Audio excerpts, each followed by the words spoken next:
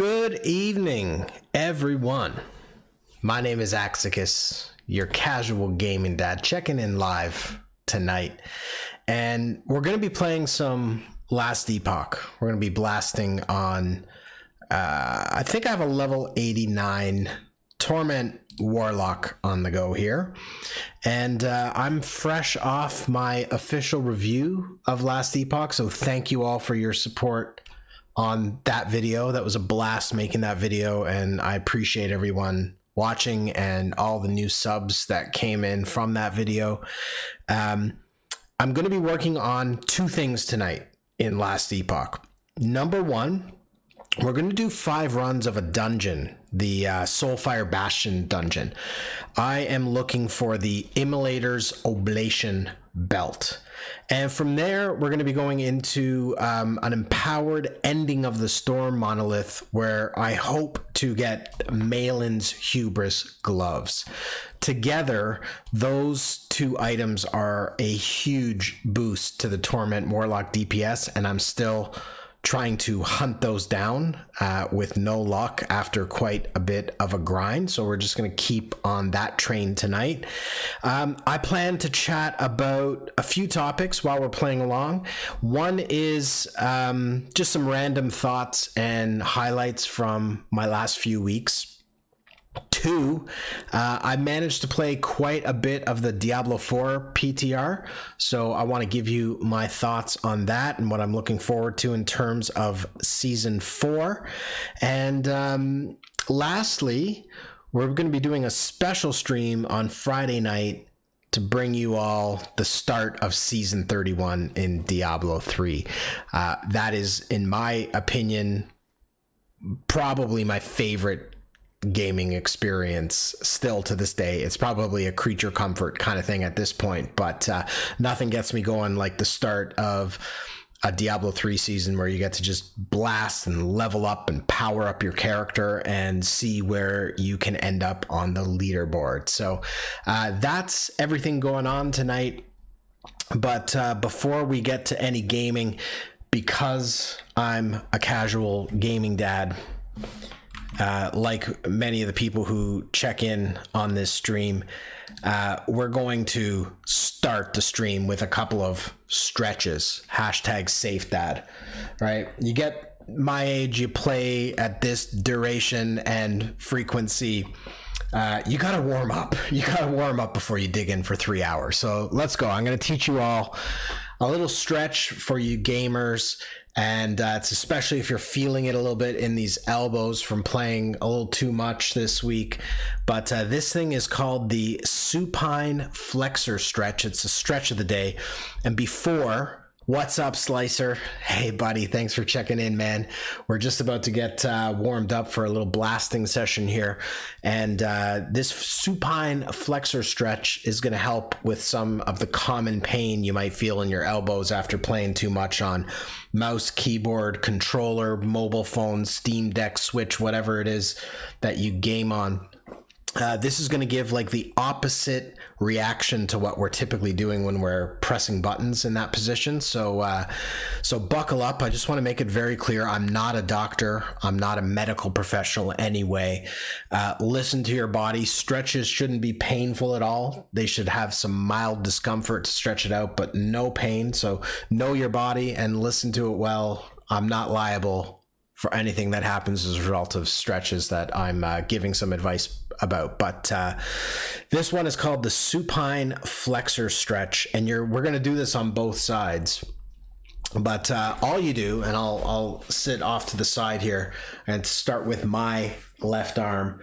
I like to start with a bent elbow, and then I'm going to bend my wrist down, and then we're just going to extend that out straight. So I'm gently pulling back my wrist towards me while straightening out my left arm here. And the key to this one, guys, is to hold that for 30 seconds. It's a long stretch and you're going to feel it, but this is the opposite extreme reaction that you're looking for after pressing buttons for hours on end a day. So there's the first one, the first arm. We're going to hold that out for 30 seconds.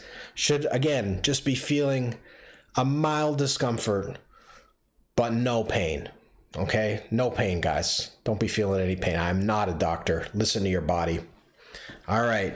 First arm, we can shake that out. Second arm, we're going to do the same thing. So now I'm on my right arm. I'm starting with a bent elbow. I'm bending my wrist towards me. And then I'm straightening my arm out. Gently pulling back my wrist towards me while extending my arm straight. This is called the supine flexor stretch. It's a great one for gamers, especially if you're feeling it up in the elbow region.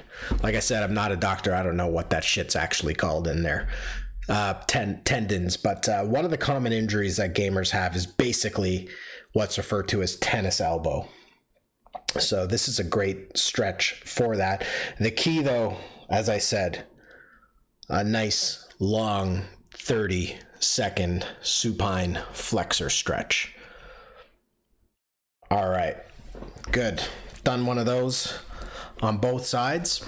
And actually, what you can do is you can do the pronated extensor stretch to accompany that, which is basically just, instead of bending your wrist down and towards you, you flex it up and pull the arm out straight. So that's just giving a little bit of relief from the stretch itself, because now you're just giving that opposite end of the movement that you've just been doing. And again, we're going to do that for 30 seconds, but I am going to move on here a bit. But on the other side, we're bending the wrist this time up, which is called pronating. And we're going to straighten out our arm, gently pulling the wrist up and back while straightening the arm. Whoo! Feeling good. I'm getting a little mist on. So do that stretch, the supine flexor stretch and the pronated extensor stretch. Great way to get warmed up and ready for a nice blasting session. So there you go. Use promo code SAFEDAD and we're ready to rock. Crack open the monster. This shit is liquid gold right now in Canada. How is this shit 95 cents in Germany, bro? You would not believe the memes we have going around about Monster. In one of the major grocery store chains up in Canada, which people are literally boycotting for the month of May because of what they're doing with their prices right now. There is a picture of a 12-pack of Monster Energy for $88. Now, I'm no mathematician, but 88 divided by 12 is $7.33 a can.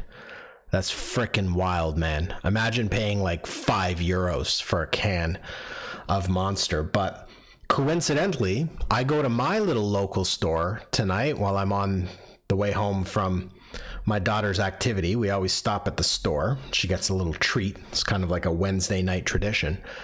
And it's good for me because I can hook myself up with some Monsters.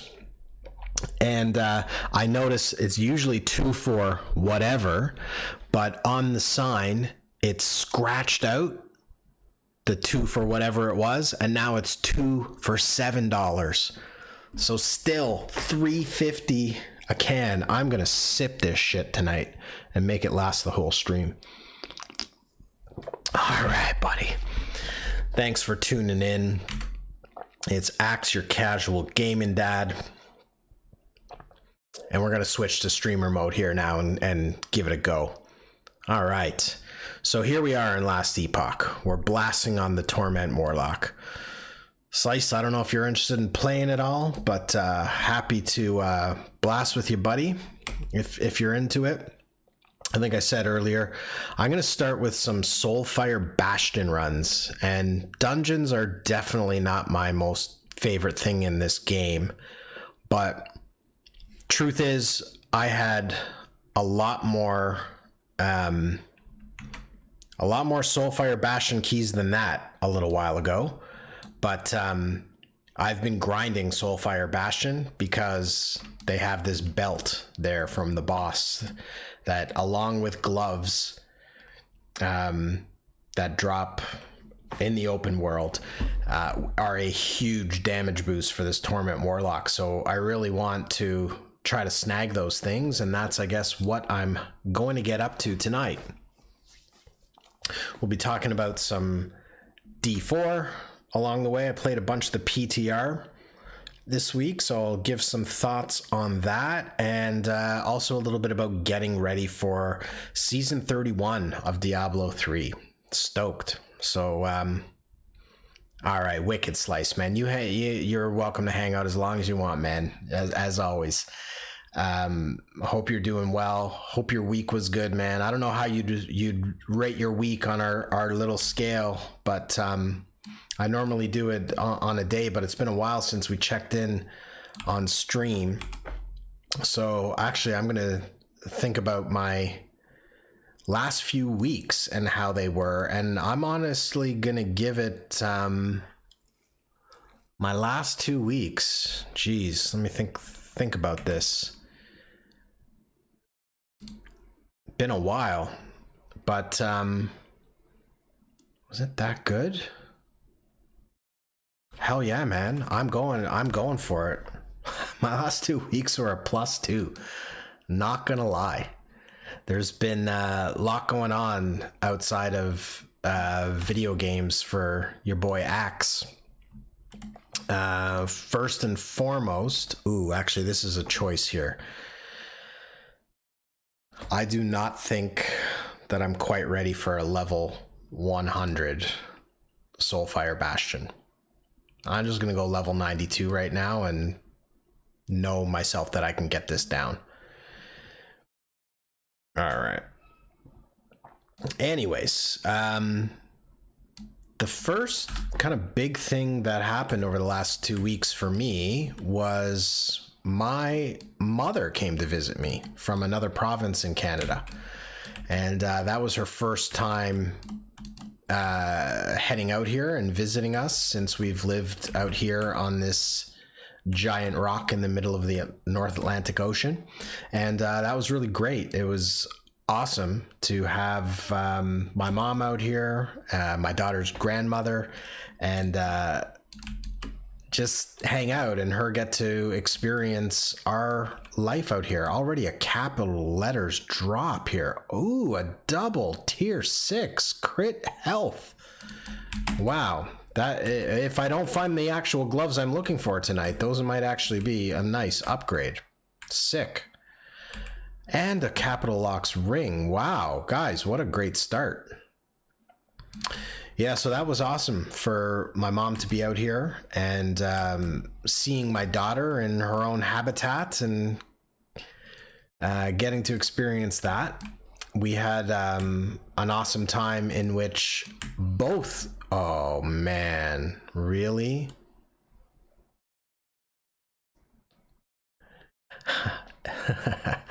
Wowzers. Okay, well, so be it. Got a couple nice drops there anyways, but we're going to have to run that back. I'm going to be running out of keys of this thing pretty soon. In any event, one cool thing that happened was both grandmothers were here at the same time. So my wife's mom and my mom, and we got an awesome picture with my daughter and the two grandmothers. The grandfathers, unfortunately, are long gone, rest in peace. But that was really cool to see my daughter with both her grandmothers at the same time. Anyways, I should probably learn my lesson not to talk and try to play at the same time. I was just about to mention how easy this dungeon is. If you just keep this fire shield on, that's what I find is like the biggest thing that will kill you is fire. So I normally don't even switch this shield during this dungeon until I get to the boss, really. I just keep the fire shield on, and usually the necro damage isn't going to do anything, but I guess I wasn't paying that close attention. Okay, we got some barricades up there. I have to go around. That's wicked, man. A +2 week. That's great, man. That means lots of good stuff is going on. That's awesome, man. So we're both feeling it, both coming off some +2 weeks. Yeah, also in that same time,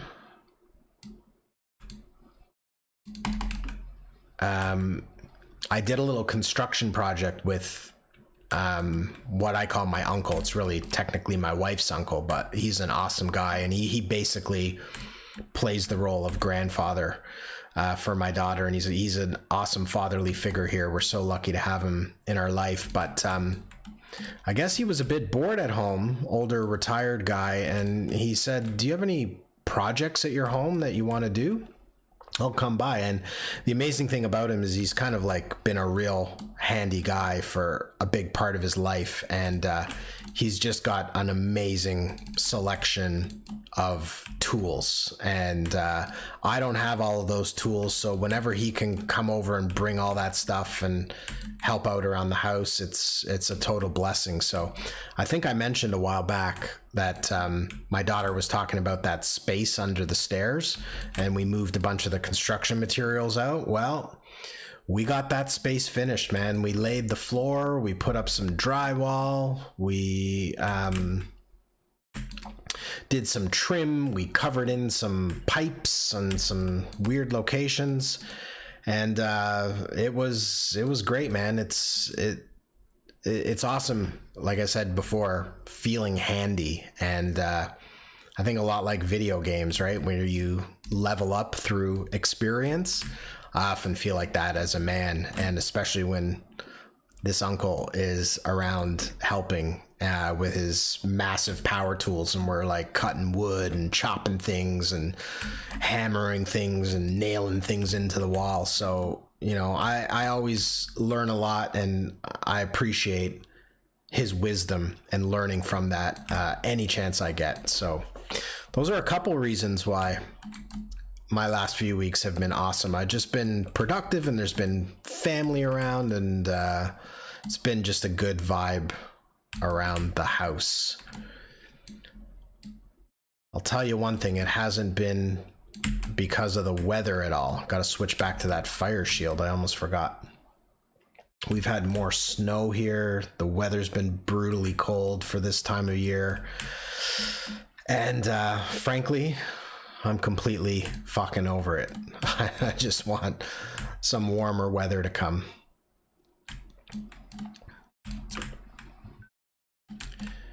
Okay, we're all barricaded up here. I wonder if I can go north or if I gotta go down.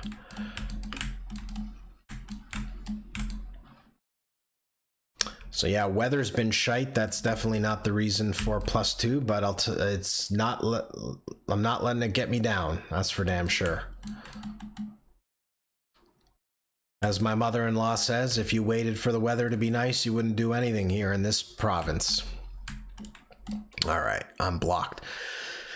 So this is going to demonstrate why I can't stand dungeons in this game, unless you absolutely have to do them, like when you're hunting for a piece of gear like this. But I do love the random nature of maps, but this is more than that, because it's always random on the same map, and it can run you in circles and get you pretty lost from time to time.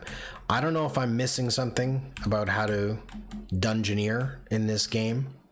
Like, I've thought maybe you always walk towards these speech bubbles here, and that'll set you on your path, but I think I've proven myself wrong with that theory a couple of times already.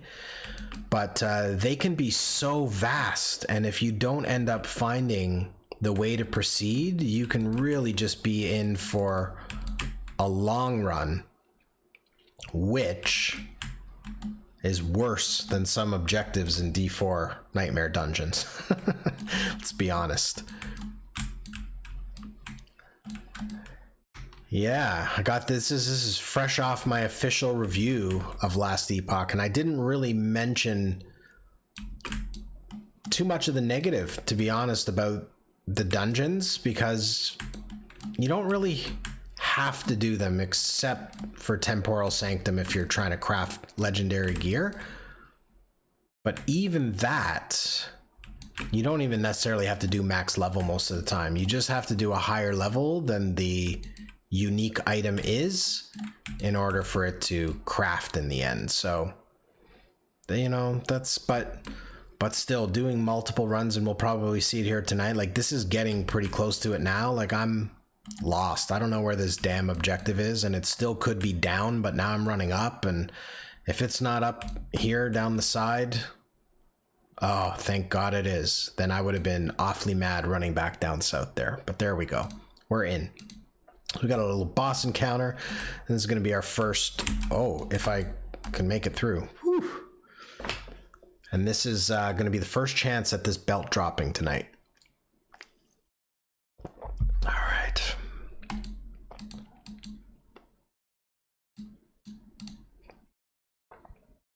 I feel like I'm like missing a piece of gear or something. No? Okay. All right, let's go. This one you got to pay attention, because you definitely need to switch the shields in here. Or Profane Veil.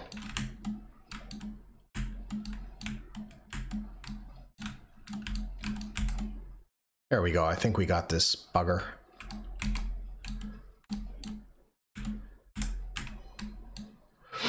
Got a little prophecy action going on there too.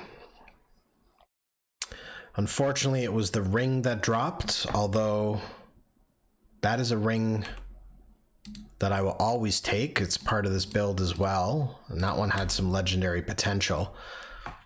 I did roll a pretty sick unique though. Check this out. Necrotic resistance is huge for this build, because you basically, the necrotic resistance increases your damage, and so you're seeing here I have 535% necrotic resistance right now. Oh my god, I didn't realize it was that high. But you basically want it on every piece of gear, and I went to craft this legendary the other day, and the ring had 4 stats on it, right? Exalted items have to have 4 stats when you go to craft a legendary, and one of them was that necrotic resistance, and boom, it hit. I was stoked. I was so stoked with that. Anywhoozlebees. So got a couple uniques, and we got wow, another double tier 6, but they're not that great. Although, yeah, maybe I'll just keep that one for crafting uniques. These gloves though, my god. That belt is no good.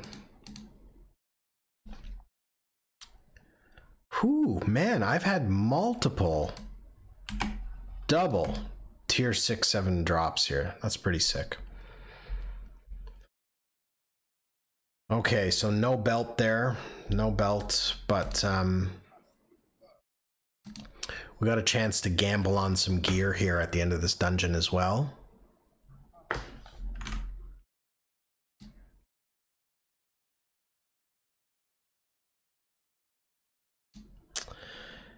And I think I'm going to be trying to gamble on some gloves, because even if you don't hit the uniques that I'm looking for, I can try a Rune of Ascendance here, where this will turn into a unique or set item, and I am looking for those Malin's Hubris. So let's see what we come up with. Close, but no cigar. That's Wing Guards. And I will save that. I'll just gamble gloves. He unfortunately only had the one pair there tonight.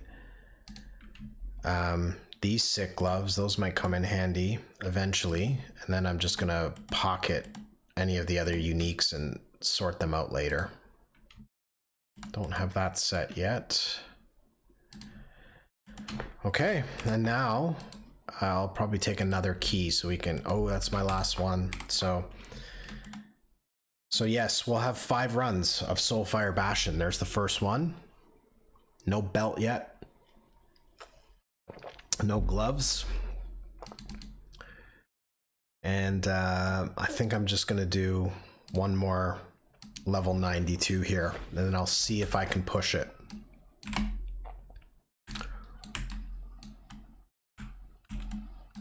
Yeah, so again, I find just keeping the fire shield up through this dungeon is the way to go. Most of the necrotic stuff can't kill you, and the stuff that does is pretty easy to avoid. But you do need to actively switch it up on the boss, because some of those abilities are devastating, even on this level.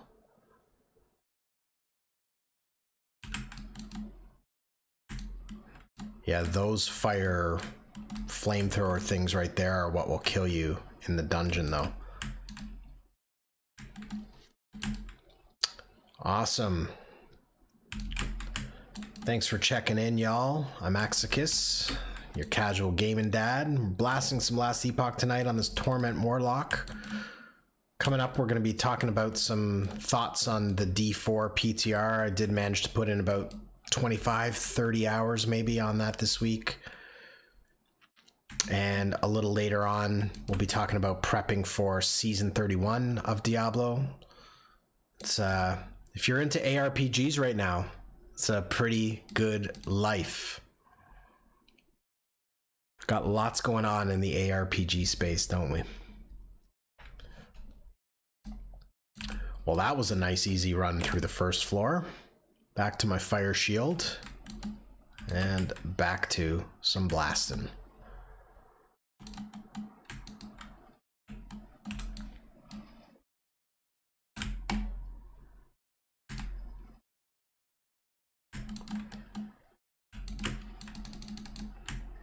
So the other thing that happened in the last few weeks, and I think why I'm on a good roll in life, is baseball is back. And I know Slice, being out from Germany, chances are you're not too into baseball. But it provides some great feelings here in Canada, because it obviously signals that like spring and summer is around the corner. And then, you know, my wife and I have a favorite team, the only team from Canada, and just something we enjoy doing. And the great thing about that sport is there are 162 games in the regular season, which basically means you get to watch games virtually every night. So I find it to be a great sport to follow. Also a great sport to watch in the background of whatever you're doing, because it's not too fast moving. There's not a whole lot of action, pretty slow paced game. And yeah, it's great. So it's on in the evenings for us, and we're doing other things while a long kind of 3-hour game is on. But yeah, it's been great to see what they call the boys of summer back in town on the ball field playing. My team's off to a so-so start, average, I would say. It didn't look good early. Our best players aren't playing their best, but they're starting to come around a little. We started on a long road trip against 3 really good teams that, you know, we basically went 5-5 on, I think it was, or was it 4-4? It was 4-6 on a 10-game road trip. So, but we came back and we took 2 out of 3 at home. So I guess we are 6-7. Pretty average start, to be honest, but I think we'll be all right. I think we'll be all right as long as our best players go. Oh yeah. Yes, soccer's obviously huge. Football, as you call it. Let's call it properly by what that sport is. Although I enjoy some footy as well. You have to appreciate that game as an art form. You absolutely know why they call that the beautiful game.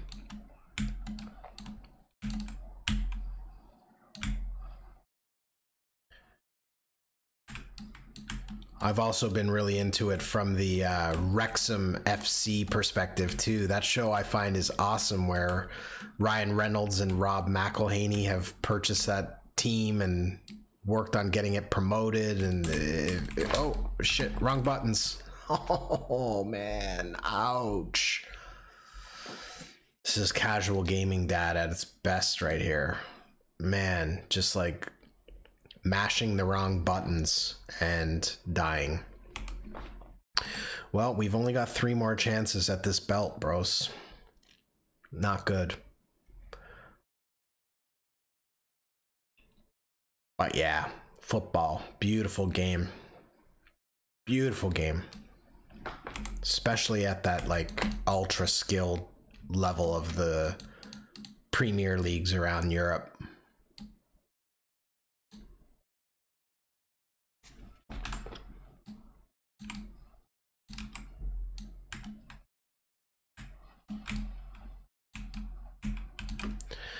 Okay, here we go again. This time if I get to the boss, remind me to shut up and focus.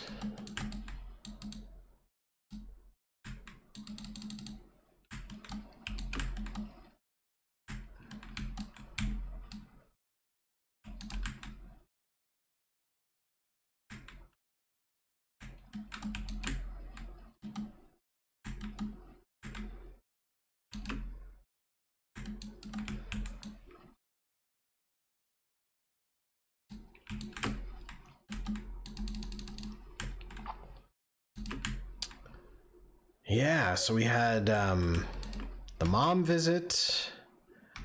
We had the little construction renovation project with the uncle. We had the baseball season start up, which is a sure sign of spring and summer. Is right around the corner in Canada.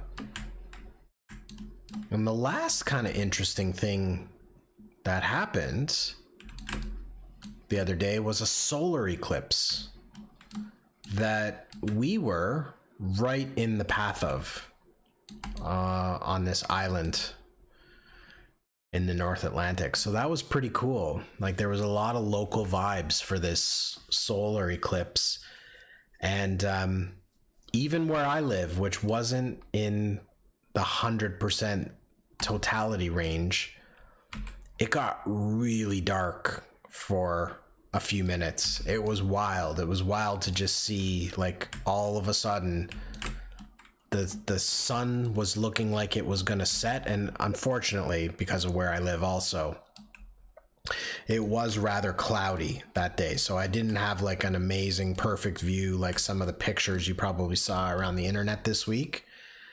Some of which definitely came from the place I'm living right now. I better go pick up these uniques, by the way, because you never know. It might be those gloves I'm looking for. They drop in the open world.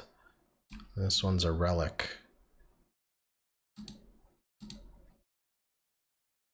Oh my gosh. Is this dungeon known for these double tier 6 drops? Because I'm getting a lot of them here. Anyways, yeah, so even though it was cloudy and I didn't have a perfect view of the eclipse, we definitely saw it get very dark all of a sudden. Like the sky looked like the sun was gonna set. I also noticed some wildlife acting crazy, like birds were flocking around in the sky and squawking all over the place. Like even the birds knew like something's going on in the universe right now that ain't right. And yeah, so it just got really dark, like the sun was setting, and then a few minutes later it looked like the sun was rising again. So it was actually really wild, and the people I know who actually went to experience it like on the direct path got like an amazing view of it. So that was pretty cool to see. Pretty cool local phenomenon. Damn, that was gloves, but the wrong ones.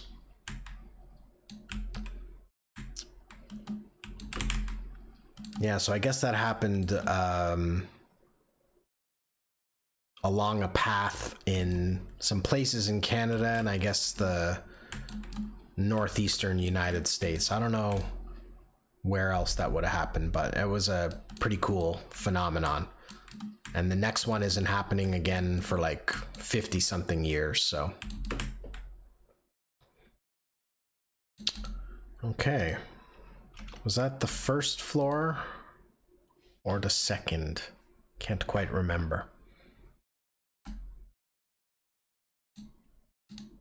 Oh, I guess we're at the boss. Okay, don't die. Remember, shut up and focus.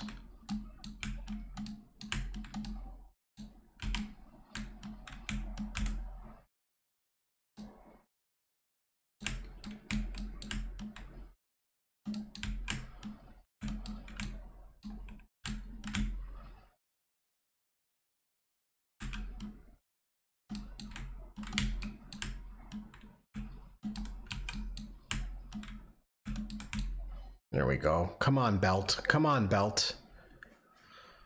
No, it's a ring again. This time, no LP. I'm not even going to pick that up. But let's see what we got to gamble.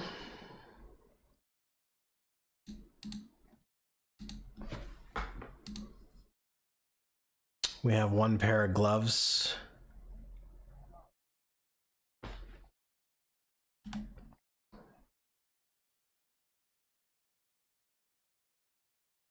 All right, well, we got a couple of gloves here now. 3 pairs of gloves. That we'll try with the Rune of Ascendance. You never know. I'm just going to take any chance I got with gloves to get the ones I'm looking for, which are Malin's Hubris. Nope.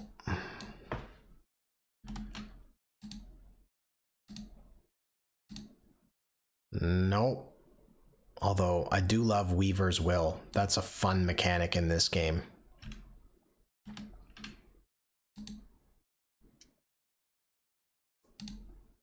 And 3. Oh, not Falcon Fists. This is a rare item. Come on, baby. No. A big no all around.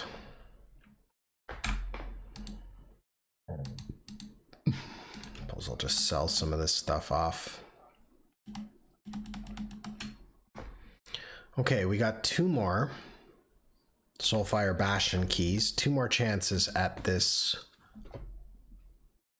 belt. Now, there is an increased chance of this belt dropping from this boss on the tier 4.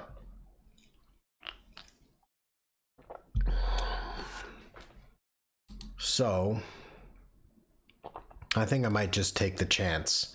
I'm a little bit under leveled, like I'm only level 89 here.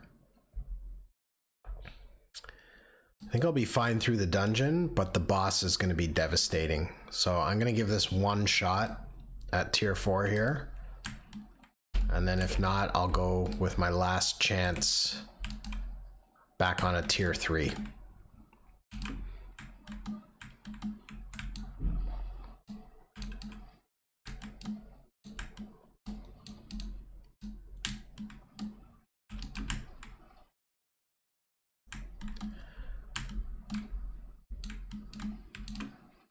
Let's see if the fire shield holds up on tier 4. Not sure. It's usually a pretty safe tactic to just keep the fire shield up the whole time, but you still got to avoid what you can on the necro front.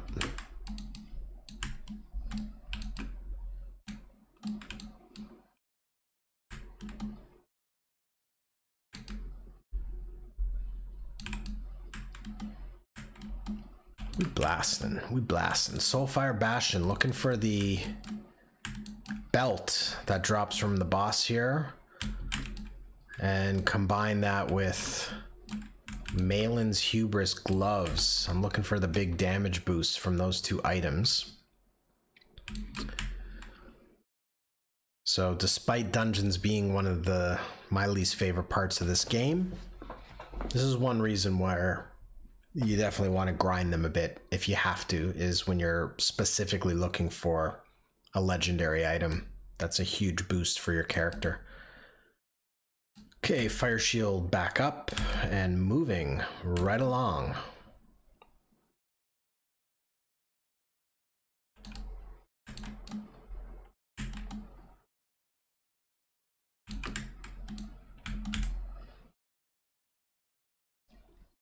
Well, I mean, I'm handling the dungeon quite well. I'm not going to be very confident on the boss, that's for sure.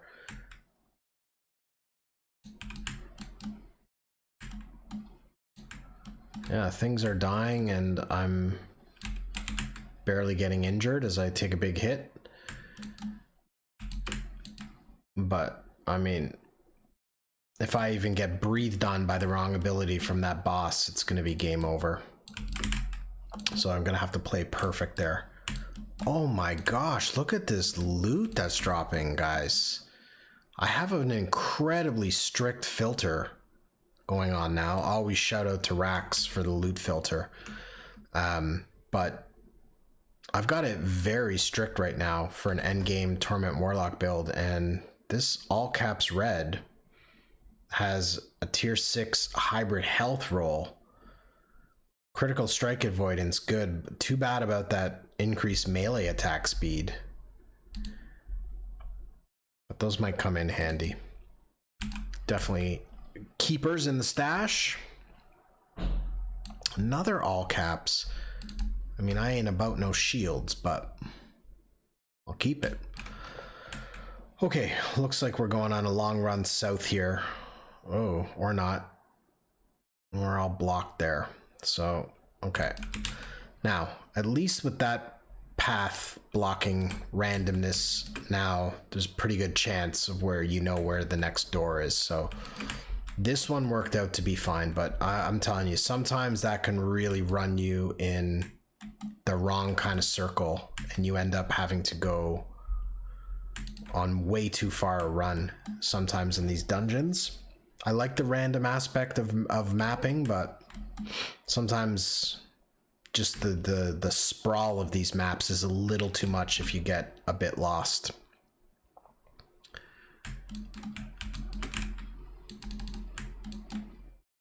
Yeah, not sure if anyone checked out the official review of last Epoch.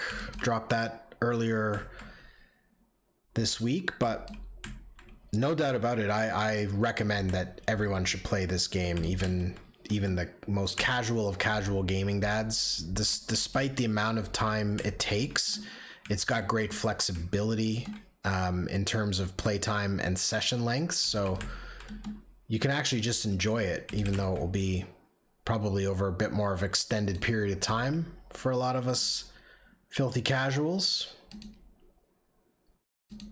Damn, man, a lot of all caps loot dropping. I've never liked dungeons, but if the loot keeps dropping like this, I might be doing more of these.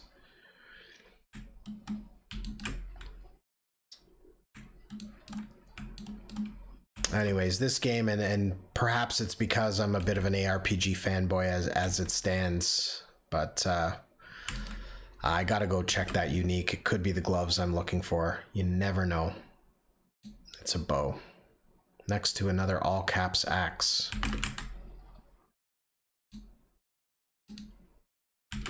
I'll take the health roll there. Did I get it? No. Oh, come on. My mouse isn't working or what? There we go. Anyways, yeah, like I was saying, totally recommend this game. It's one thing about being complex, and I put this game on a scale of 5. I put the complexity at a 4 out of 5. But it also has a high degree of flexibility, which I also rated 4 out of 5. So that to me, that makes a game really engaging and satisfying, is if it has some complexity but a great deal of flexibility, it's usually going to be a pretty good experience. Where on the other hand, if you have a high degree of complexity, low flexibility, you know, you have to go a single path, or it's not as easily accessible of a game, it can be overwhelming for a lot of casual gaming dads like myself. Okay, this is what it all comes down to. Level 100, Fire Lich Cremoris. We gotta play this perfect. He breathes on us once with the wrong ability. We're goners.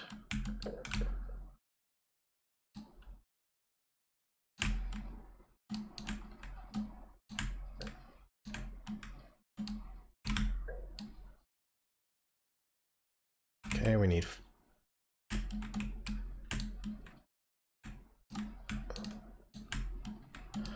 I've got Fire Shield up now. Necro on the ground.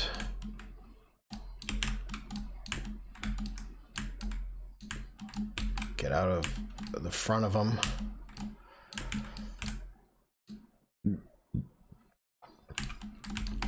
Ah, get him! Oh, just got him. Damn, it was a ring again. Okay, the good news there is I did accomplish that. And I think I have one more chance here at a Soulfire Bastion, so I'll try that level 100 again. Still no belt.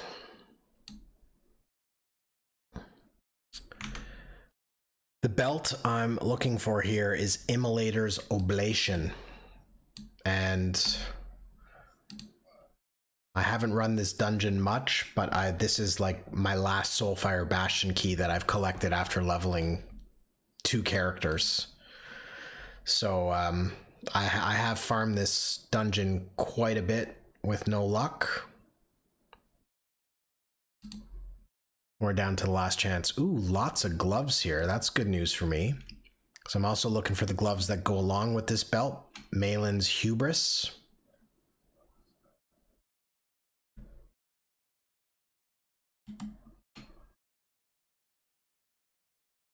So we'll get to gamble these on some runes of ascendance as well.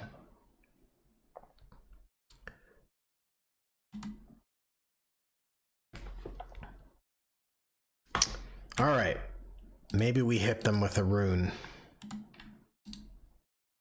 Nope. Nope. Come on, baby. Malin's Hubris. I'm gonna keep those hybrid health ones, but I can probably safely gamble this one. No dice. No dice. All right, we are down to one last shot at the Soulfire Bastion for tonight. I'll just sort that all out later. Probably just sell these for now. Lots of copies of those. Okay, we're gonna do one more Soulfire Bastion level 100.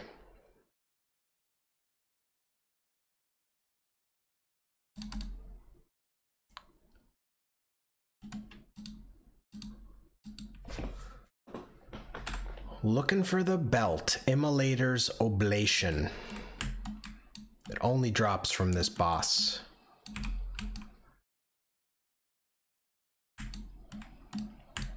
And even if I get it, we still got to go find those gloves afterwards.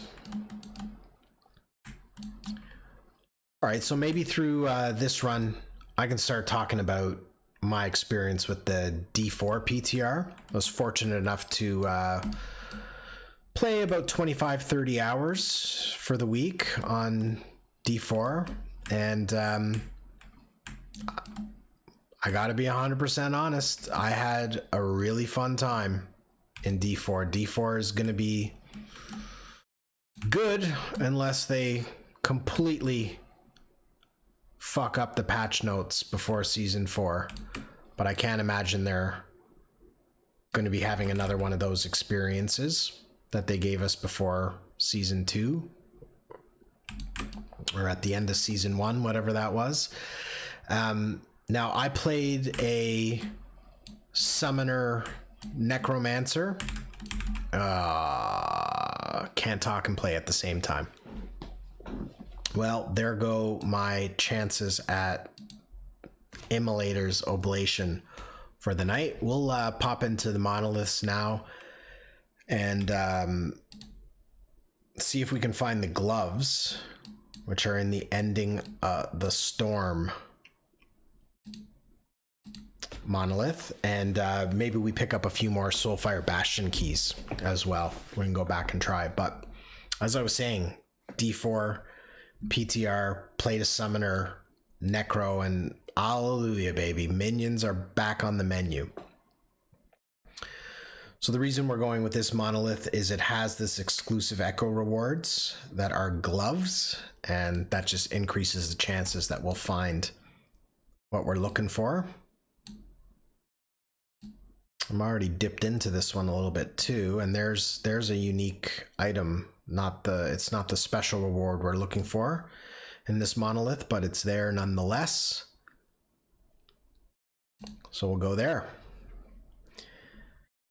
Play to summoner necro. It's very powerful, and they've done a nice little shake up with the legendary aspects there. Freed up a few slots, and necro's looking great. It felt great. But my biggest takeaway of all is that Helltides are amazing now. They've really increased the density, for one. They have a bunch of little activities like they did in that Season 2 Blood Harvest zone. So where you kind of like, you know, you click a shrine and then it spawns a bunch of enemies in a circle that get progressively more difficult the longer you stay in there, because you get some kind of damage over time. But there's so much to do in Helltide, and it's so dense. There's so many things going on that there were literally times where, like, as much as I've played Diablo 4, I didn't even know what to do with myself in a Helltide, which is a feeling I love in a video game. I love when there's more things to do than you know what to do with yourself, and that was my experience in Helltide. So that's gonna be the place to be in D4 Season 4. Again, assuming there's no major nerfs incoming on the Season 4 patch notes. So take everything I'm saying with a grain of salt, but considering that they are making Helltide available now in World Tier 1 and 2, I think it's easily going to be the place where we all want to level as well. Pick up the little set ring and Ami. So I'm definitely seeming like I'm going to be leveling in Helltide, which is awesome because you're going to be picking up loot along the way. You're going to be picking up plenty of boss summoning mats. Another feature that they've got in there is that there are always 2 whispers per Helltide zone. And there's usually like 2 or 3 zones per Helltide. So whether there's the glove node that I'm looking for. Sweet. Through another unique item along the way. So whether you are I forget what I was talking about there. Helltides. Damn, another all caps red piece of loot there. Yeah, looks like meat's back on the menu, boys. Ooh, there's a belt with tier 7 necrotic resistance. Wow. The loot has been dropping. Last Epoch must know that, you know, we're thinking about other games tonight, because they're really trying to convince me to stay here with all this loot that's dropping. Anyways, I forgot what I was saying about Helltide, other than it's going to be the place to be for the leveling experience for sure. It's got like a a summoning event like it did in that Blood Harvest zone, where, you know, if 2 or 3 people come together in the open world, they can collaborate on summoning a pretty big and powerful boss that drops a lot of rewards too. So yeah, it's definitely, I'm excited about that. I'm excited because Helltide now feels like it's actually a demon invasion overrunning the zones that it's in. So nice job there, Blizz, on improving the Helltide. Well, I'm glad you asked that, Slice. How frequently do you have to resummon your minions? Not very often. So first of all, they combine 2 of the legendary aspects, one that increases the number of skeletal warriors you have and one that increases the number of skeletal mages you have. That's now on one legendary aspect that increases your warriors and mages. But then there's also some great aspects for damage reduction on your minions. And I found once I had the minions up and on the go, very rarely did I have to resummon them. But, you know, when you just start playing and you walk into a dungeon, it's the same old story with necros. You got to be careful for that first little while until you get all, I think it was like 11 of those minions on the go. But and then your golem as well is up, and it's like smashing things, and it's got great options in that Book of the Dead as well, like where you're pretty much almost getting 30% damage reduction because your golem is absorbing damage that's incoming. So I gotta say, like, I was impressed. Now, the one downside for me was that couldn't really optimize the build because, you know, there weren't a whole lot of build guides kicking around, and I was relying on some of the older summoning necro build guides to kind of help me along. But even beyond that, what was tough to do for me was, with just such a short time that I was able to play it, about 30 hours, the crafting materials became a problem, specifically veiled crystals. Like, I could never have enough veiled crystals to really engage in too much of the end game crafting. So there's something called tempering and there's something called masterworking now. And, you know, you got to have a little bit of a chuckle how they're dropping legendary gear with greater affixes now. And that I don't know. Like, it's definitely borrowed. Ooh, that was gloves. Oh, not the ones, but close. Ones I haven't really seen around. Million things going on at once in my mind here.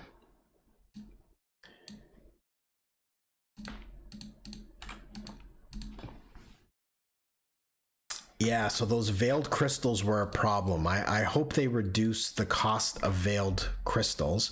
And this is the weird dichotomy that's going on in the game now, because nobody wants their bag filled up with rare gear, with yellow gear, but we all want the veiled crystals.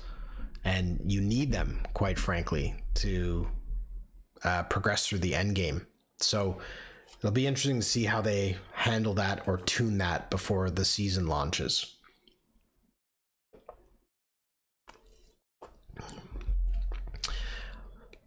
Slice, I think season 4 will be the time to try Necro in Diablo 4. So if you're willing to give that a go, I think it's good. And there are so many options, it seems, with that minion build, because like I said, the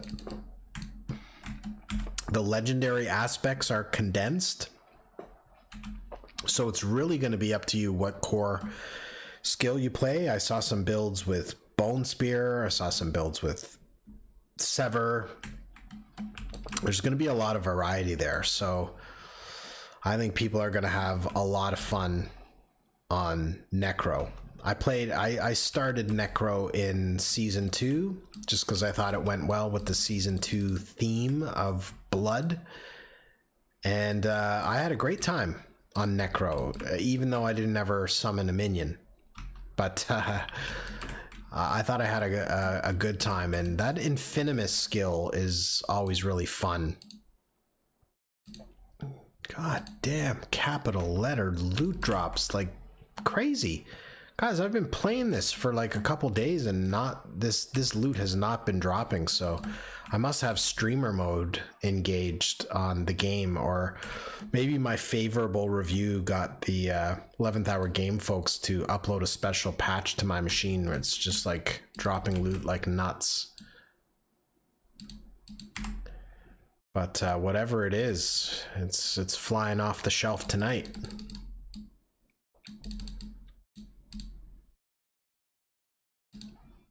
Yeah, so what else can we talk about D4? Helltides are amazing. New crafting is definitely going to give a little bit more feel to the end game, and we have Last Epoch to thank for that. But the problem was those veiled crystals. The next thing is the Codex of Power. Yes, the Codex of Power is the real deal now. It is like an upgraded Kanai's Cube where all of the legendary aspects are there in the Codex and they're rolled to the lowest range, but then anytime you salvage a legendary item that has a higher legendary aspect, it just imprints to the Codex.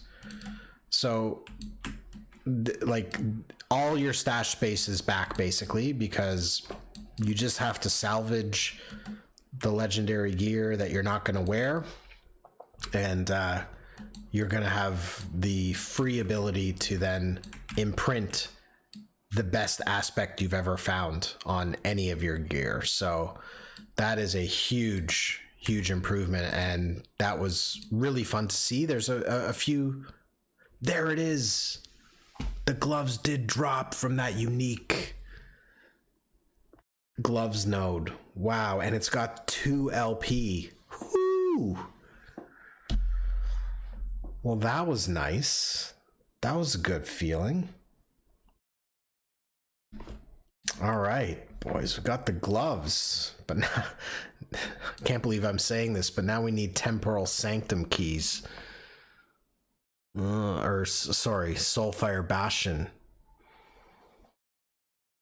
Man, I haven't been picking up keys. I can't believe I'm going to say this, but I think I'm going to go have to spam some key nodes. Ugh. I'm just going to sort out all this loot later.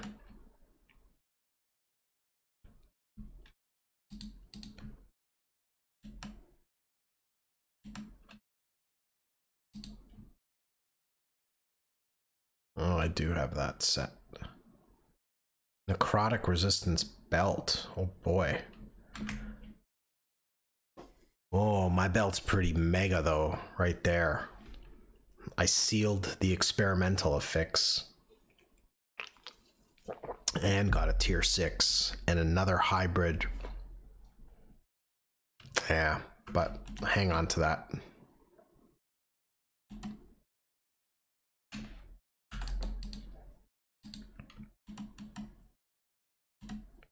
Thanks, buddy. Yeah, so you're kind of in a similar situation to me, Slice. If you haven't played Necro and it's the last one, I would say now's the time.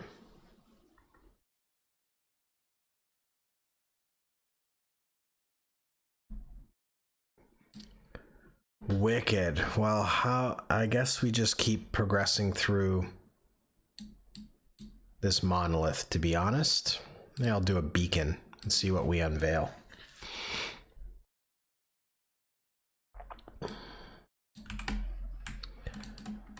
I should check my stash for some gloves to see if well, what are the ones I'm wearing? Oh yeah, Oh, can you use an experimental item to craft a legendary? I've never heard of that or tried it myself. But these gloves do have necrotic resistance on them.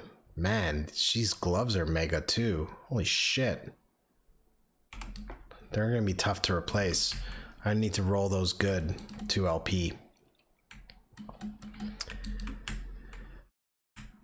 The other thing in D4 is the Pit. The Pit is a new game mode, which is basically Greater Rifts in Diablo 3. It's just another one of those things where all of that institutional knowledge at Blizzard, and we've waited a year to get Greater Rifts. I really, truly just don't understand that. I get maybe wanting to not have the same game and wanting to push the boundaries a little more, but it's an improved Greater Rift. I think they were like fast paced and moving to the next level, and all of the maps, like I didn't ever feel like I ran into a horrible map or anything like that. The rewards were half decent too, so you know, the Pit is going to be fun, and that'll be something for us to, again, progress through the end game with. You're going to want those greater affixes, and you're going to want to craft your gear and tune it to be able to do the highest tier Pit that you can manage. So I think that's going to be a nice addition. Those are definitely a heck of a lot funner than Nightmare Dungeons. So I think that's something else to look forward to.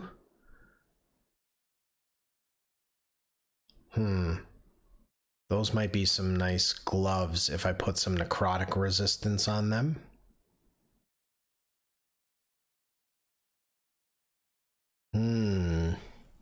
Hybrid health and increased health regen.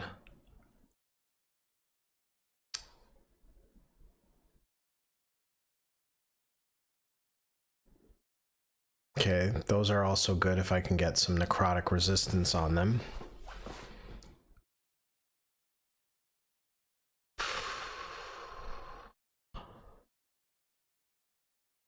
Not bad, but no necrotic resistance.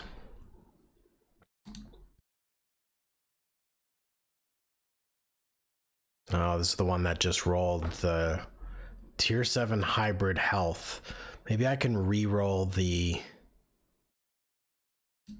melee attack speed and add necrotic resistance. Okay, so that's 3 options for gloves that I can use to craft a legendary Malin's Hubris. So let's see what we can come up with here. Yeah, no worries, man.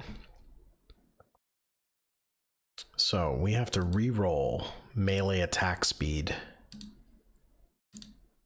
Damage over time. Nice. That would have been the one I'm looking for. Oh, and we're not going to be able to add necrotic resistance here. So I guess we probably go intelligence.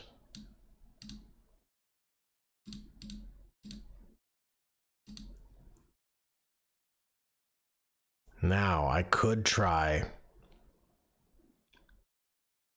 This is dangerous, but I could try sealing critical strike avoidance. That's going to reduce the chances of hitting what you want. But it worked. I can't believe that worked. And it now we can add necrotic resistance. Now, can we get that to a tier 5 with 13? No. Damn. Okay, well, it wasn't all good. Yeah, but okay, let's see what we got with these gloves. So with this one, again, no necrotic resistance because the suffixes are taken, but we can add some int.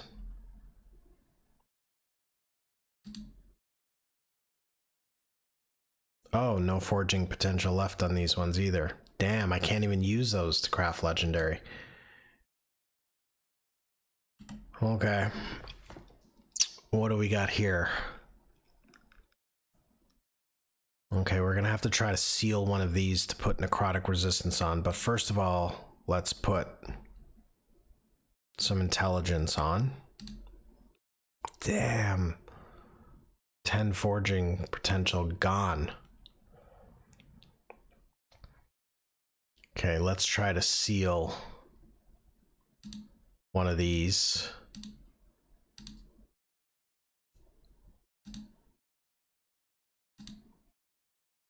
Okay.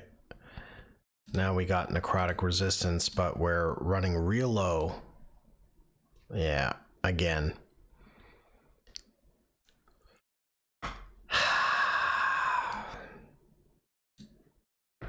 Not great.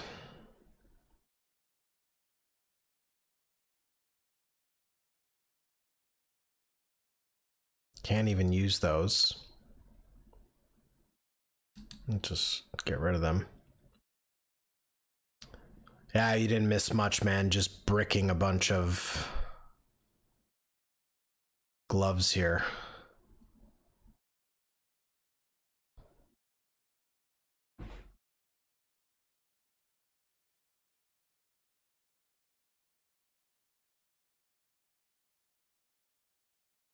Oh, maybe I got some other gloves in here.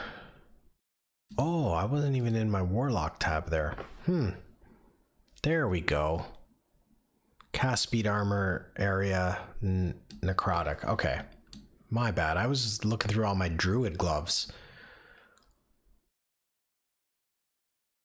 Okay. Go back to that tab here and get rid of those. Now we're rocking.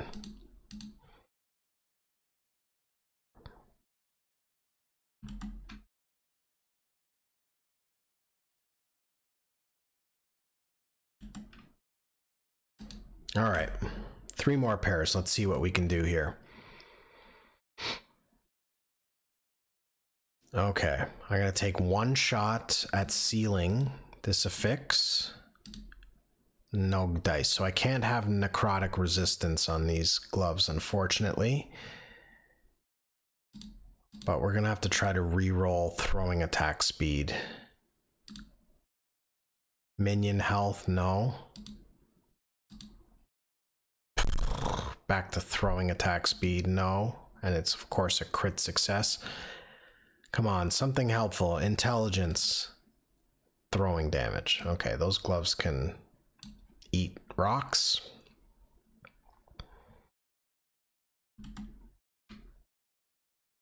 Okay, this one we can add necrotic resistance and hopefully get that to tier 5.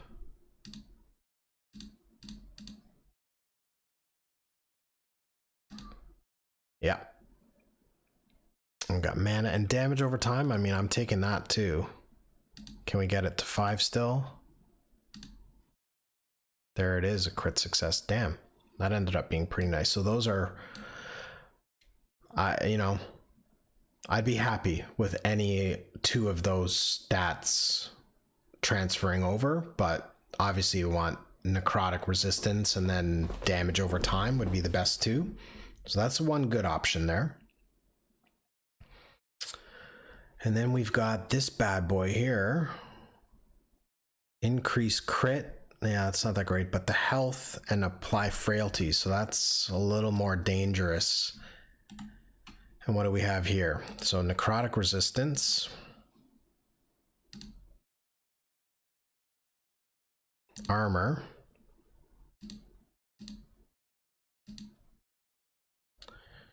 Cast speed. Yeah, I'll take that. Okay, there's a nice tier 21 piece of gear. So we got 2 options for those gloves that have finally dropped.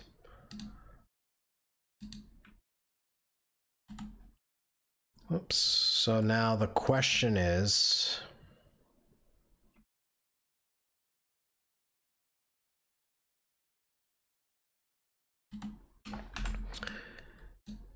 what do we do now? Well, we don't have a Soulfire Bastion key to go back. We do have Temporal Sanctum. I think we'll just keep blasting this monolith for a bit. Try to get to level 90 here before a little break. Just a bar and a bit away. So yeah, we were chatting D4, had the chance to play the PTR about 30 hours this week, and have gone over a bunch of things. Necros, I played a summoner. Necro minions are back on the menu, baby. Helltides are amazing. We have Last Epoch to thank for their new itemization and crafting system. That's going to give a lot more feel to whatever the end game is. And veiled crystals are definitely going to be a problem unless they do some tuning before season 4. So that wasn't really an enjoyable aspect. I hope they make some improvements there. The Codex of Power is a huge improvement, and I'm stoked. Yes, a Soulfire Bastion key. Oh, could it be? Could it be we can get the belt and the gloves in the same night? Codex of Power, the pit is really fun. I think people are going to have a good time there. So like this is all kind of working together now into like an end game progression system where you are going to want to have the best gear drop with those best affixes and tune it to your liking through crafting so that you can do the highest tier pits or even these new Torment bosses, level 200 bosses.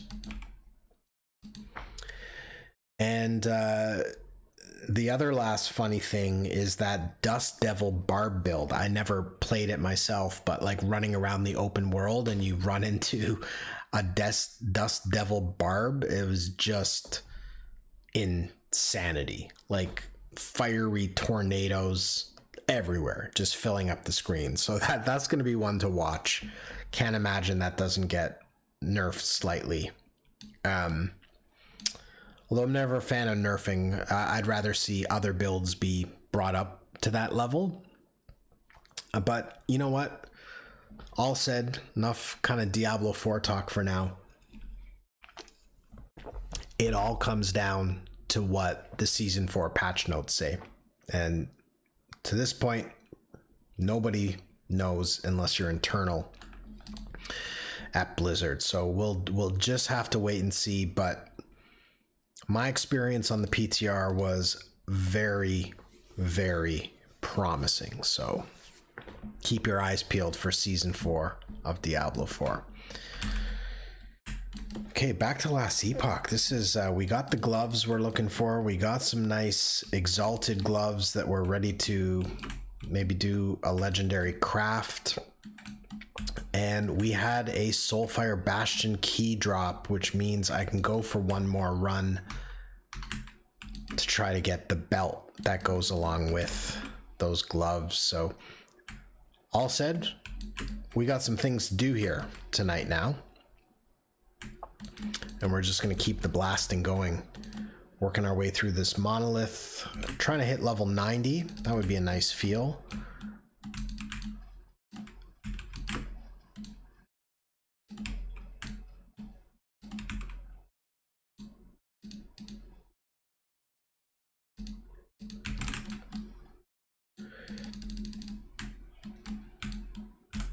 And then we can go into the Temporal Sanctum and try to do some legendary crafting, at least of these gloves. Hopefully we're going to be doing that with a belt as well.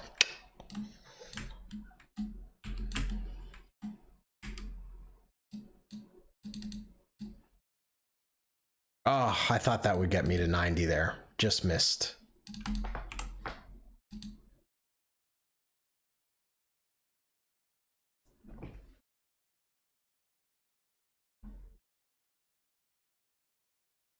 Nothing quite doing on the gear front there. Let's take another look through a beacon.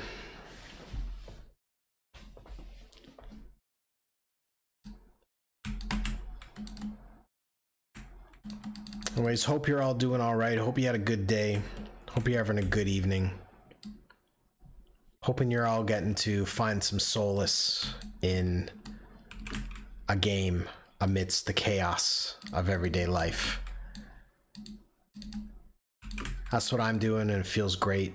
And it's a feeling I hope everyone gets to have every once in a while. There's level 90. That feels good. We are maxing out a node on the Lich tree here. Crippling Insight. So now that's at level 8.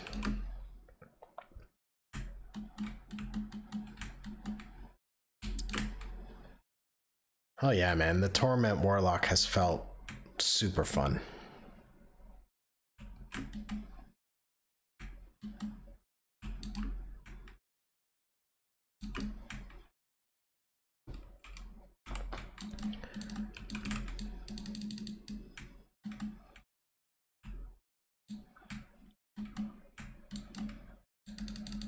All right, though. So we are level 90. We found the gloves we were looking for in this empowered monolith.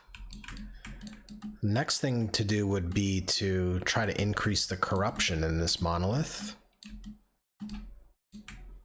I seem to have some mana problems in this echo.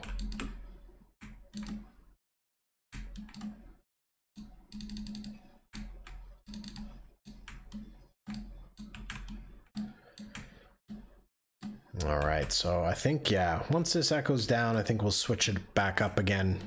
Maybe go for one last Soulfire Bastion run, and then we can move over to Temporal Sanctum.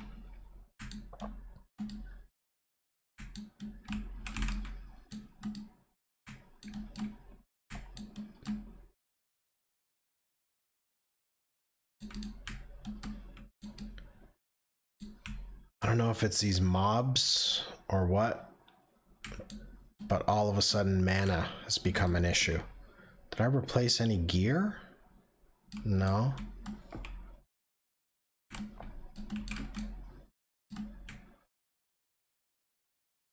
Good night.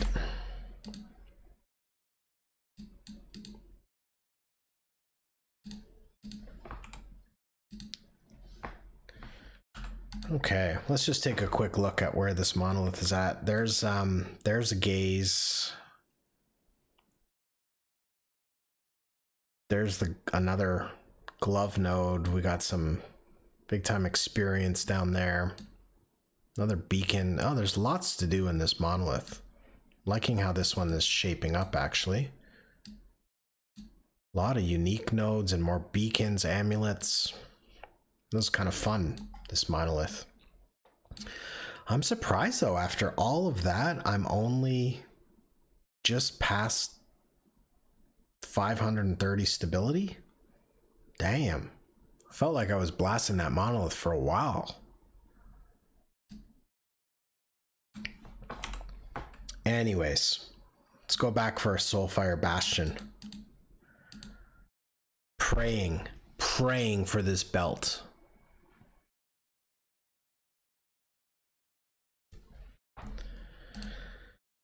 We're going balls to the wall, level 100. Now at least I feel like I'm within 10 levels of that.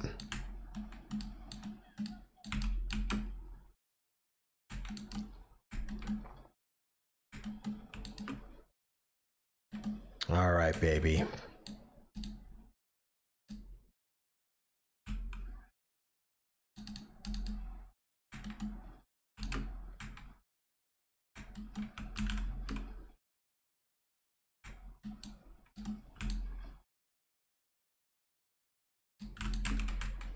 Ooh, probably should have gone and picked up some prophecies. Forgot about that.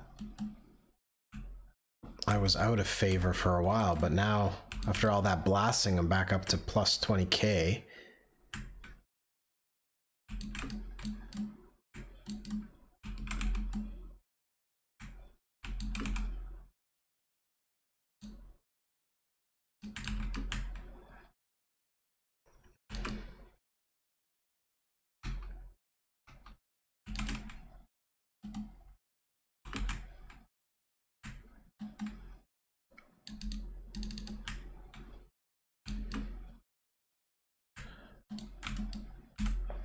Man, the new setup has been amazing too. Everything's working like a dream in this room right now.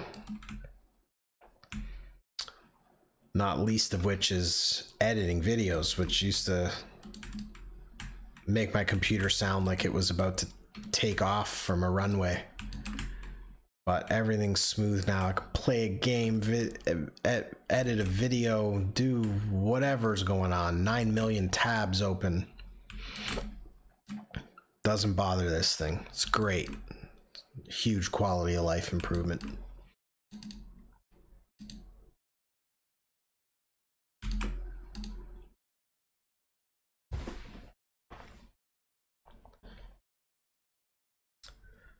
So I guess there's no date on D4 Season 4 yet, other than it's going to be a bit longer than the normal 3-month cadence that they had committed to, but totally fine with that. Take the time you need to make it right, and you can't afford to botch another season as good of the improvements you've made on that PTR.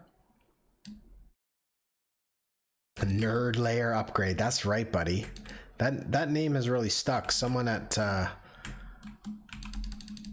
my work, a really good colleague of mine, called it a nerd layer, and that name has really stuck. I came home and I mentioned that to my family, and now we all call it the nerd layer, and I'm totally okay with that. It's a compliment.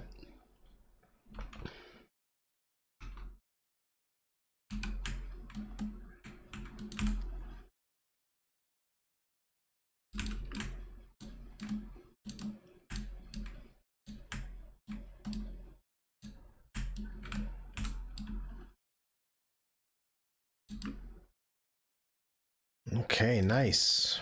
I think we just made quick work through the last Soulfire Bastion key. All right.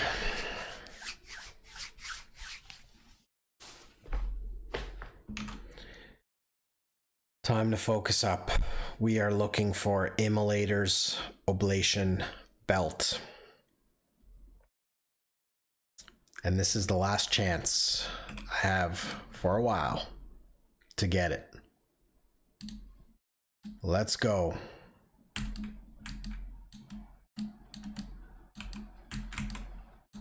Oh, whoa, that was an accident that worked out.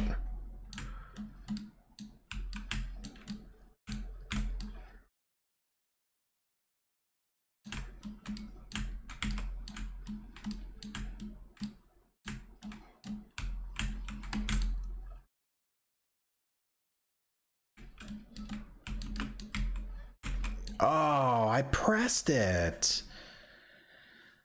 Oh, that really hurts. That really hurts. Bomber, dude.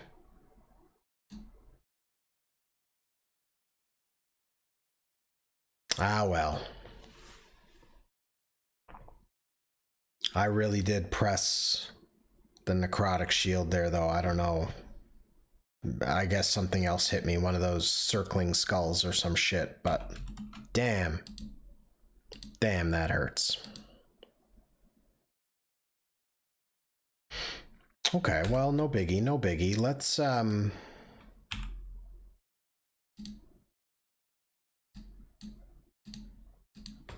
go see if we can turn these gloves into something special anyway. What level are these gloves, though? 47. Oh, that's good. That means I can just do a nice, easy temporal sanctum. All right.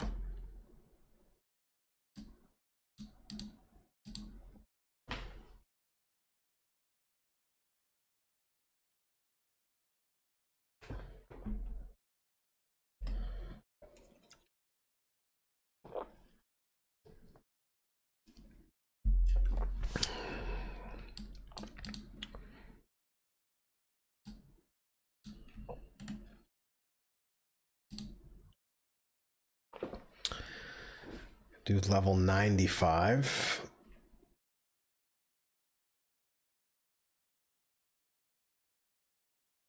Yeah, fuck it. We're doing 95.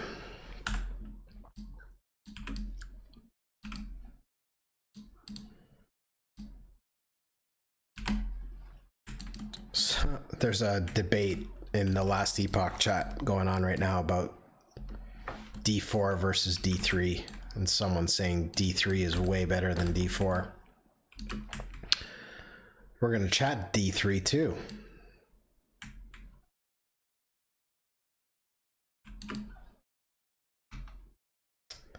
Oh, here we go. Right, yeah. I almost forgot how to play this dungeon here. I thought I was just blocked.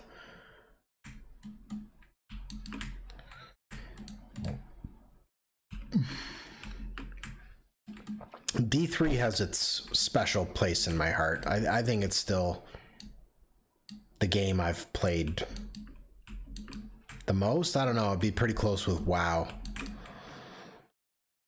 There's a lot of time on WoW. Man, oh man. Be scary to do my slash played across all my accounts on WoW. Sheesh.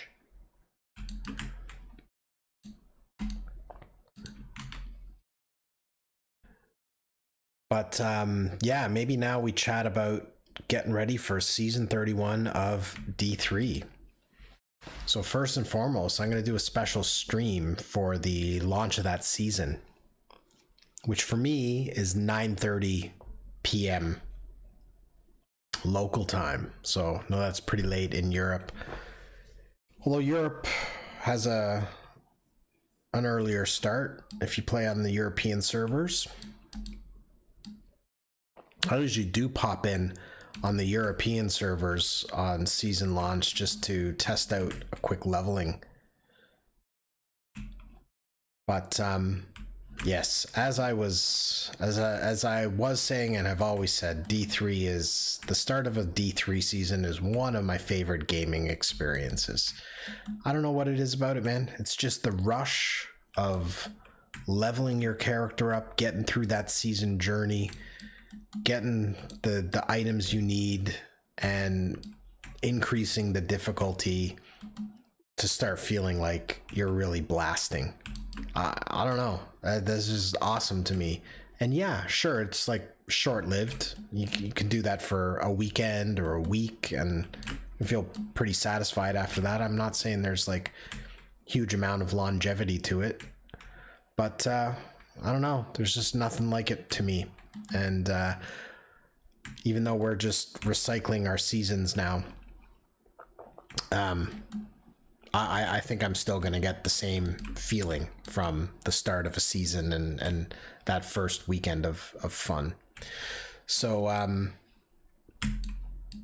yeah, in terms of season 31, the theme that we're recycling, if you'll recall, is the one in which you can use any item in any Kanai's cube slot. So you're not limited to using a weapon, armor, and jewelry. If you want, you can put 3 weapons into the cube. You can put 3 pieces of armor. You can put 3 pieces of jewelry. You're gonna have a lot more freedom in terms of how you craft your build. But with saying that, there are definitely some winners and some losers in terms of which classes benefit the most from that. And I don't know, much like, I don't even think I mentioned this, but much like my plan for D4 season 4 is to play a sorcerer and a necro, because those are the only classes that I don't have 2 of right now. I'm going to do the same thing for season 31 of D3. I'm just going to keep the theme going and play some intellect classes. So for season 31, I'm looking to get into a necro and a wizard. And yeah, it should be pretty fun. Oh, wicked. Slice, you're going to play that season. And yeah, that's cool that you got a cousin who's a bit of a gamer too. That's always fun.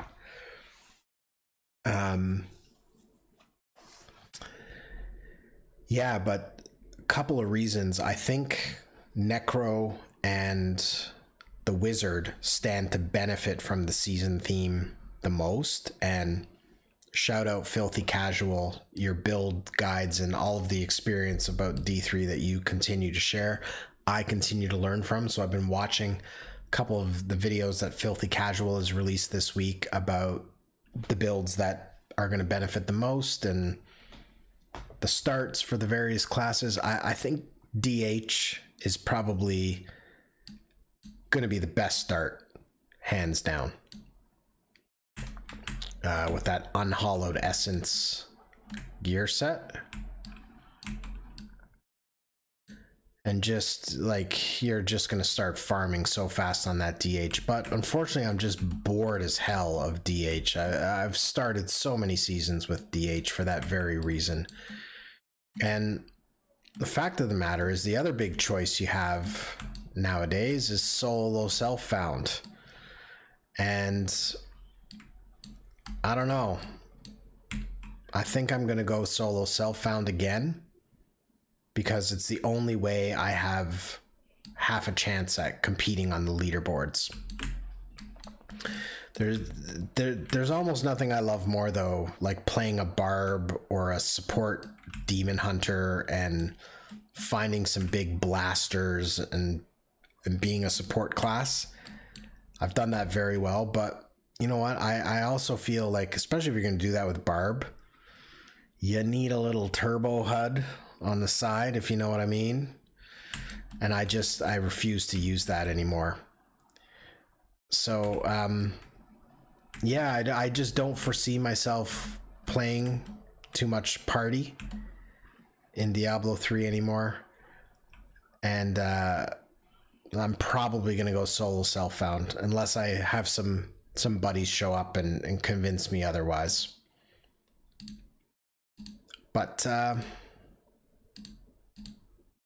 yeah, looking forward to it.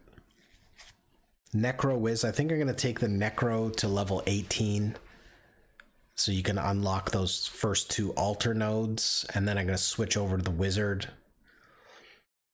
The other big choice that you have to make now with that Altar of Rites is whether or not you use the Challenge Rift.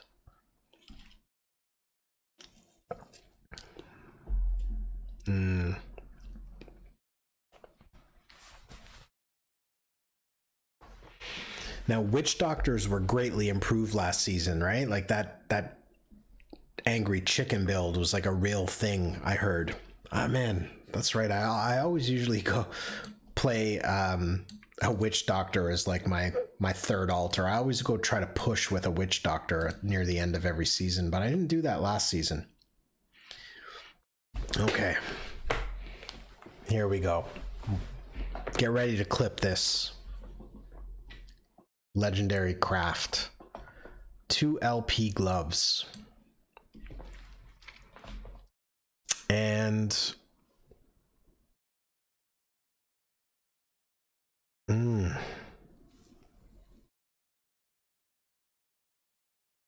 it's got to be these ones. These ones have the most helpful attributes. Yeah. All right. So necrotic resistance plus anything else. That's what we're hoping for here. Necrotic resistance plus anything else. Everybody say your prayers. Do a little dance. Visualize these gloves with necrotic resistance.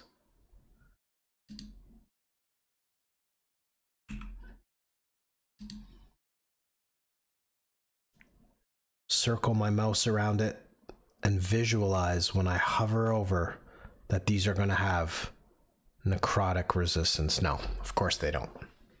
Of course they freaking don't. But you know, increased cast speed and armor, like I said, it's not the worst. But damn, these gloves that I'm replacing Are crackers, man. Look at that. Plus 75 necrotic resistance. Whew. Anyway. Well, I'll put them on anyway, just because those are the gloves that are in the end game build. But I most certainly have to keep these ones around.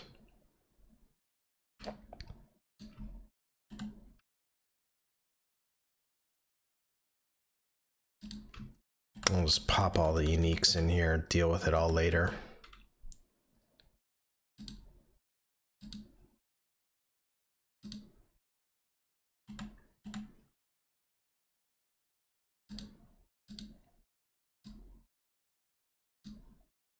Yeah, Witch Doctor should be fun, buddy.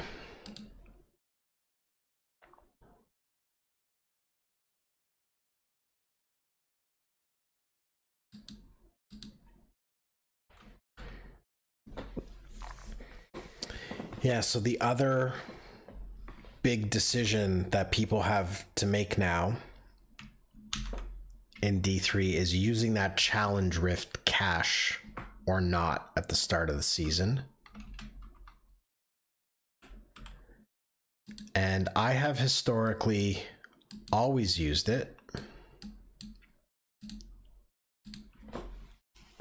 And I just enjoy the super fast a leveling experience where you obliterate everything without a concern in the world. But the last few times I have felt stuck. Even after I've farmed all of the mats to unlock the rest of the Altar of Rites, I'm sitting there for some time waiting for the next challenge rift to unlock on Monday in North America. So we got a bit of an edge there in North America as well. But, so yeah, chances are I am going to be using that challenge rift cache again. And I think I'm going to level the Necro to 18, use the challenge rift cache, change to a wizard, level the wizard, and get the season journey on the wizard. It's the Tal Rasha set. As fun as Necros are going to be and as powerful as they're going to be, because you can like fill the cube with incredible weapons, I have never found Necros to be quick farmers in that early to mid game. And the wizard, at the very least, has this explosive blast Tal Rasha hybrid that is like within Geom you're gonna teleport around pretty infinitely. So I think that'll be fine for tier 16 and bounties and the visions of enmity and all that good stuff. Ooh, I can go get maybe another set of those gloves, but let's keep poking around this monolith.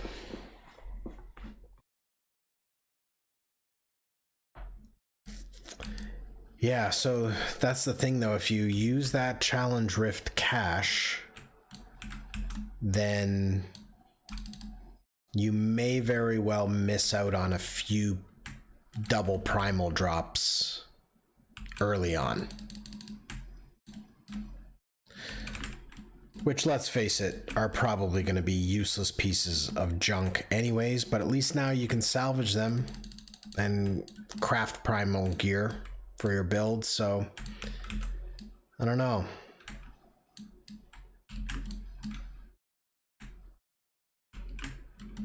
I don't know. I can't picture doing a season without using the challenge rift cache. I'm not brave enough.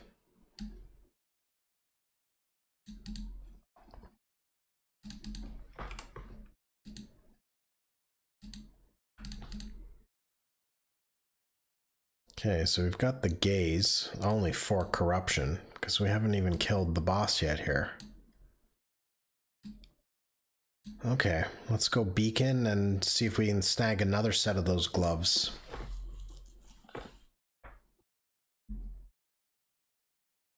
Yeah, Necro's fun in D3. Like that Rathma build, very powerful, but also just like super squishy and a pain in the ass to get going on a higher, greater rift.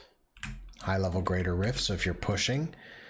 Because you gotta like summon all the minions and, well, the real blasters do all that stuff outside the rift before you start it up, so it's kind of a little bit of a competitive advantage there that you can gain. But the Blood Nova Tragul's Necro, I've had a lot of fun. I've pushed really high with that before. Bone Spear is fun, and I think I think with that cube, the way it is for season 31, Bone Spear is going to be one of the biggest benefactors as well. So I like the options that'll be available for Necro. And Wizard has some pretty crazy interactions with Energy Twister.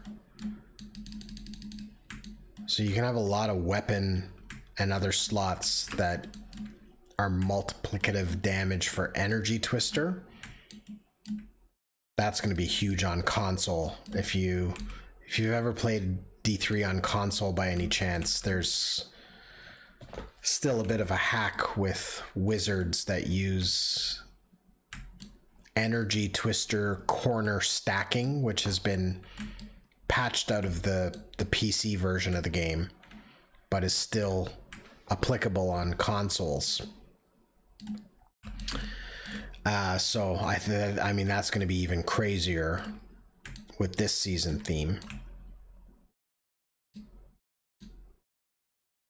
Man alive, this whole night I've had mana issues, hey? That hasn't been the case for a long while on this character, but tonight all of a sudden I find myself out of mana. Maybe I'm just smashing my buttons too much because I'm talking and playing at the same time.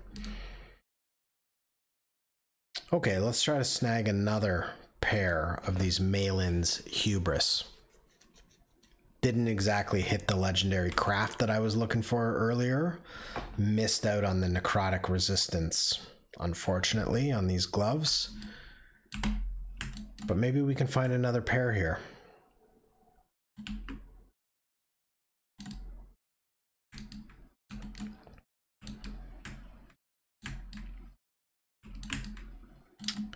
Yeah, well, I mean, that's all I had to truly chat about tonight. D4 PTR, which I had a great time on. I'm really looking forward to season 4. Great improvements in that game coming, with the caveat that we haven't seen the season 4 patch notes yet, so keep your eye out for that. And then we got special streaming on Friday night, and maybe even a few more on the weekend, as we're going to blast into this season 31 of Diablo 3, one of my favorite gaming experiences, the start of a Diablo 3 season. And in the meantime, we're just fresh off my official review of last Epoch from the casual gaming dad perspective. It's a definite yes to play this game, even as a casual gaming dad. It's got complexity that's on the higher end of the scale, but it's also got very high flexibility, which means you can enjoy and learn the complexity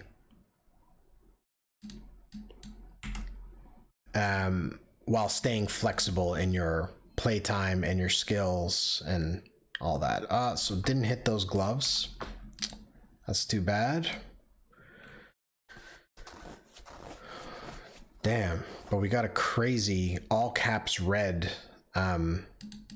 rogue chest that there's just no need for, although I guess I should shatter it because of those stats.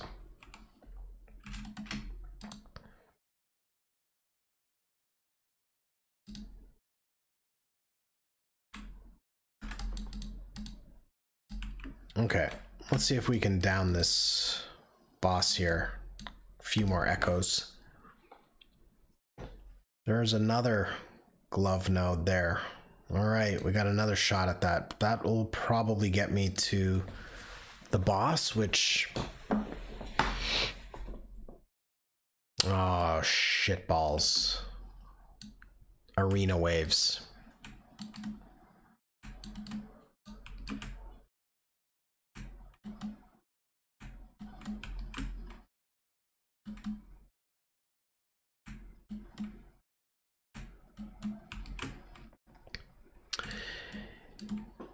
Yeah, that is the one caveat about this game, I think, is, especially from a, like I said, casual gaming that perspective, is there is a grind.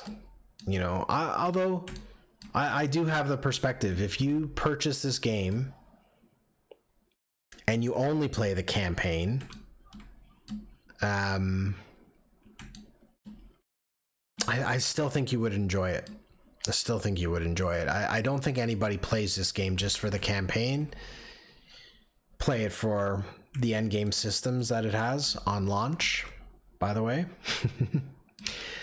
But I don't know. I still have the feeling like if you bought this game at the price that it's listed, and you only played the campaign, I think you'd feel like you probably got your value's worth there. But if you are going to get to level 100, especially on a werebear druid, for the love of God, that is going to be a grind. And if you want to increase the corruption infinitely, it's going to be a grind. So if that's the game you're after, maybe it's not, you probably don't rate it as highly as I would.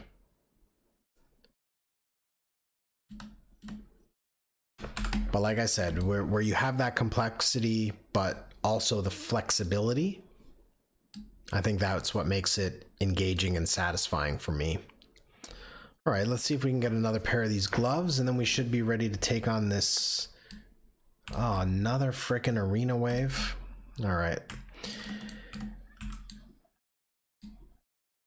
Yeah, there's a take out there that these arena waves shouldn't be in monoliths. Like, arena should be its separate gameplay, but on the Werebear Druid, I used to like them. I don't know, I thought it was a nice change of pace from the normal echoes, but on the Torment Warlock, they're a little bit less of a challenge, and I just think you end up like this, just standing around too much, waiting for enemies to approach you. So I get both sides of the coin now on these arena echoes.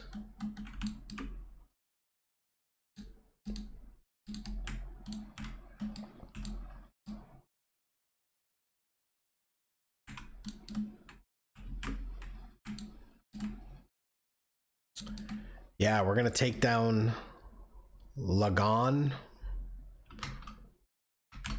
and then we got some Dadvice coming up.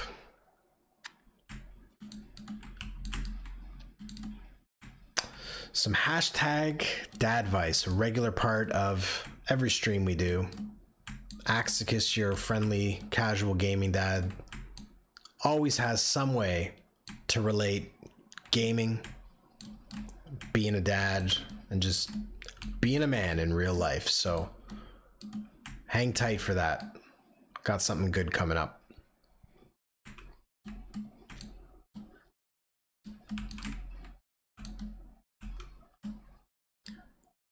Damn, another Soulfire Bastion key would come in real handy too.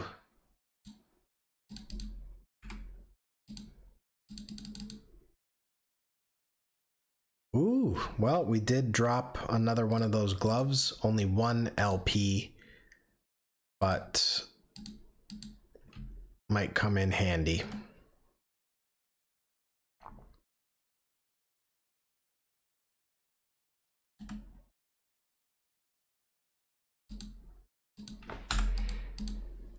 All right, let's see where we're at. I think we're ready to take on this boss for the first time. 100 corruption. Yeesh. Lagon, if you know, you know. This is maybe on people's first playthrough. You know this boss for having been one of the first times you seriously got your ass kicked in this game.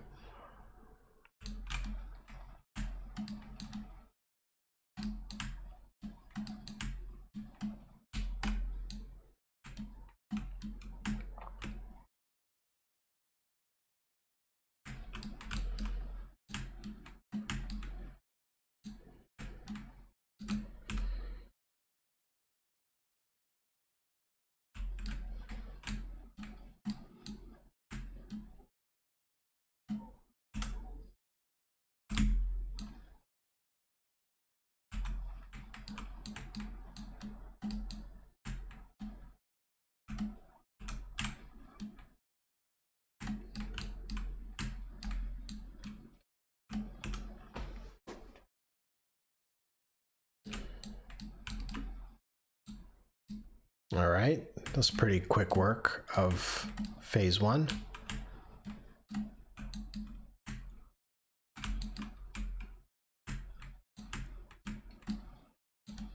Yeah, there's my mana problems creeping up on me again.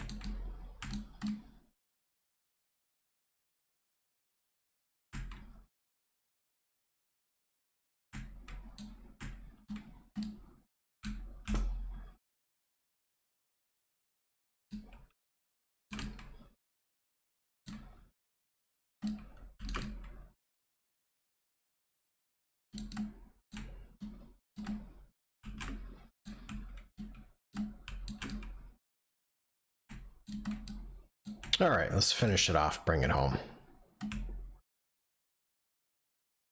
Uh-oh. Uh-oh.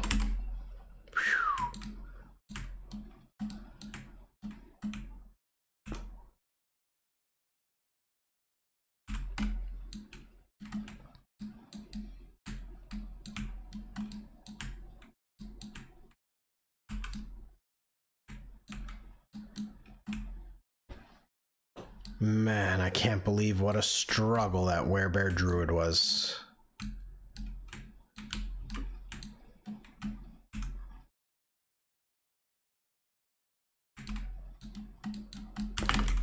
Oh, how did I survive that? I didn't think it was time for that ability yet. I thought that was going to be the lightning strike.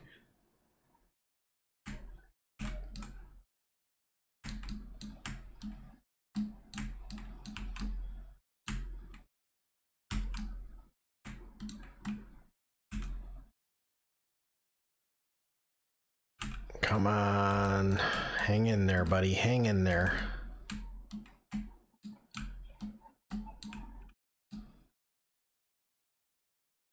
All right, log on down. Now, do we get a better blessing here? I got health regen. Ooh, ward per second, yeah. Ooh, I think you have to go ward per second there. Well, that's nice.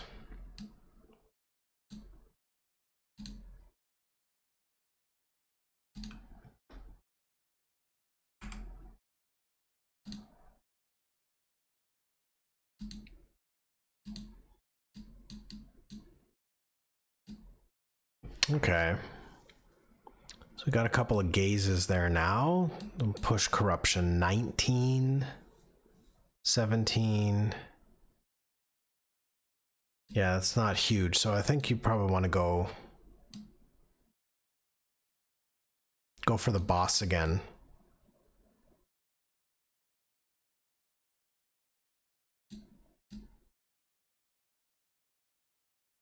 All right, well.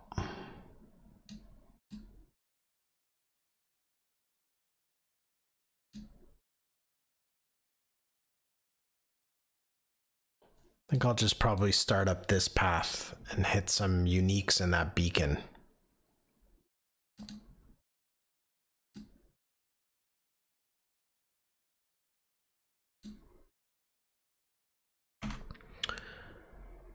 All right, we're going to see where this gets us here. Yeah, see how strict my loot filter is? A whole pile of idols there, and not one of them is lit up for me. because I'm only looking for the specific idols.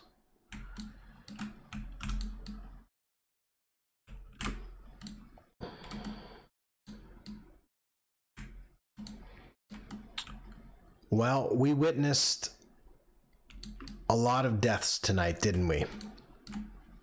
I mean, we started in hot and heavy with the deaths straight away in that Soulfire Bastion. And we died multiple times to that boss. I think we died in Echoes too. I'm pretty sure we've just been dying all night here as a casual gaming dad, and that's where this next round of dad vice comes in. So hope we're all ready for this. This dad vice is respawning dad edition. So just like in video games, we respawn when we die, especially when you're just a casual gaming dad like myself and you only ever play on softcore modes, right? So in games, we die, we respawn. But in fatherhood, in manhood, every morning, guys, is a chance to respawn. So I recently had, even despite rating my last 2 weeks a +2, there definitely was a day in there, by the way, that was horrible. I had a horrible day. It started with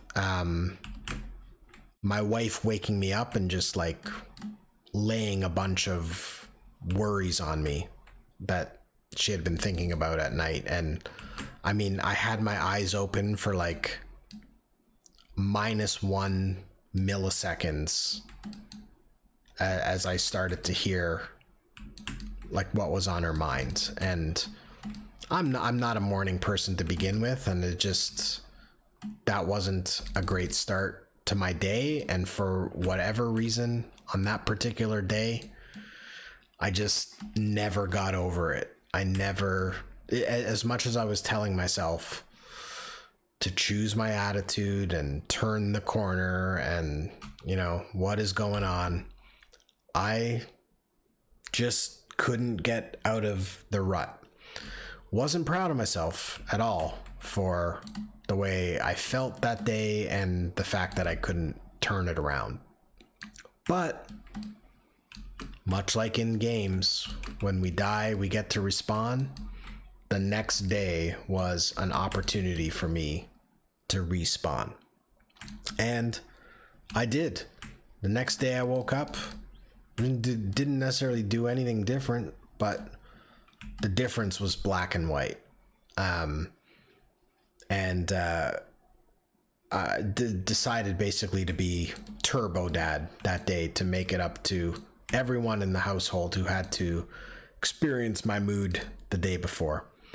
And so let's all just remember that every day is a chance to respawn and be better and do better than the day before.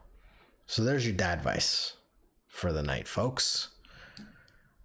And now I officially have nothing left to talk about.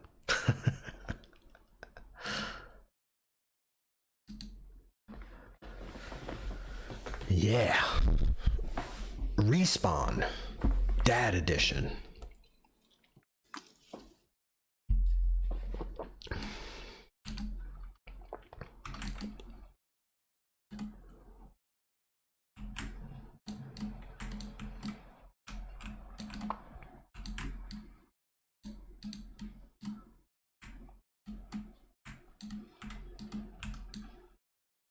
I think what I need most is another Soulfire Bastion key.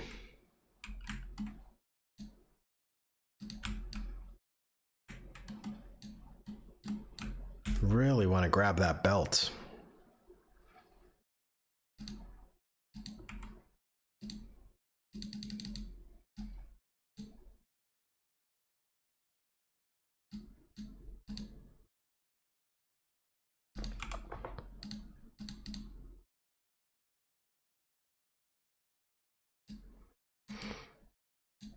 Okay, let's go beacon.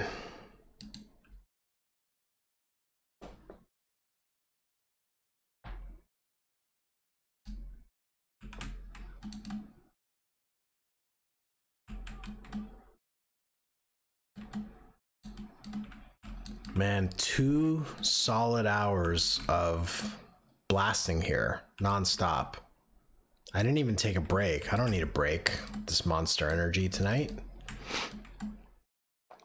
But 2 solid hours of blasting, and I have about 1 level to show for it.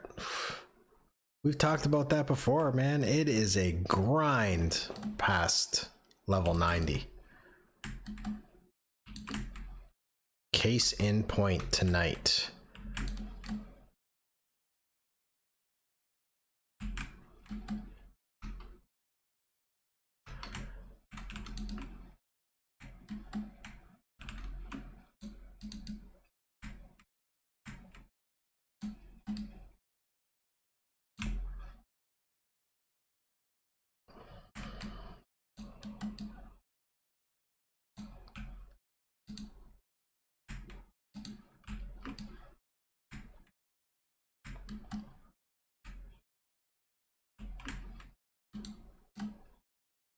Man, with that blessing, you can just see my ward going crazy here.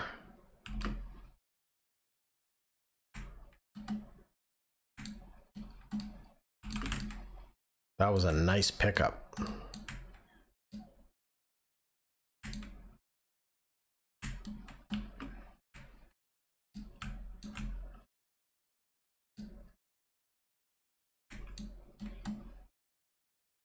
All right.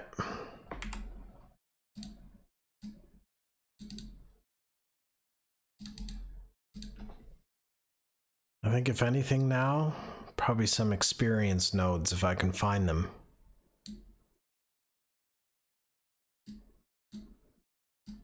This web of echoes is getting pretty tangly.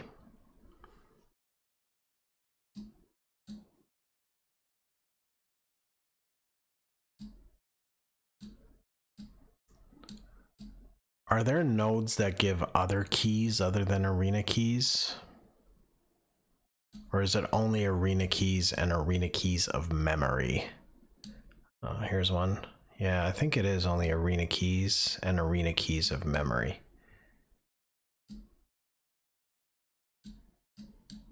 Other keys, you just, I guess you just keep blasting and hope they drop in the open world. Okay, here's a nice little run of experience. Let's go down there.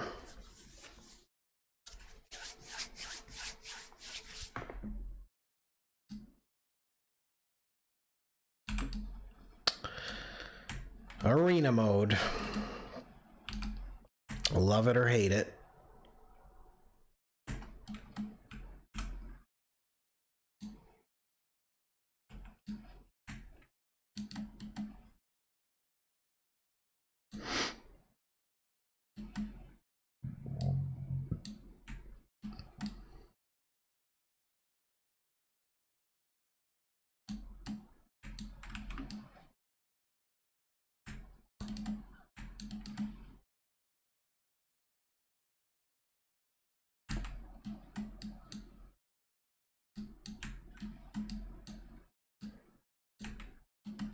Yeah, I can definitely see the perspective that these arena echoes are really boring on certain classes.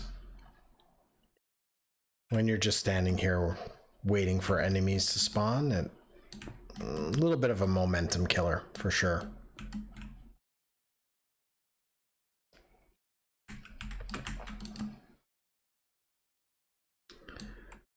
Another one bites the dust.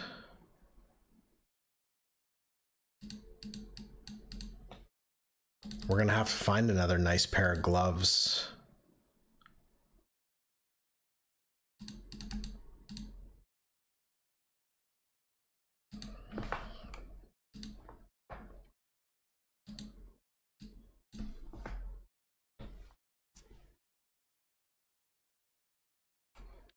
I mean, we got a shot at level 91 here. It's incoming. But let's be real. Probably not going to happen.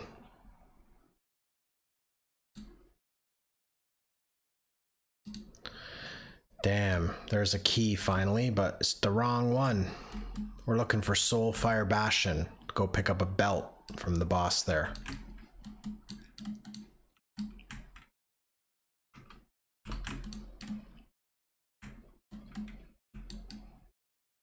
If you missed the start of the stream, wasted 5 or 6 keys on Soulfire Bastion with no luck from the final boss, unfortunately.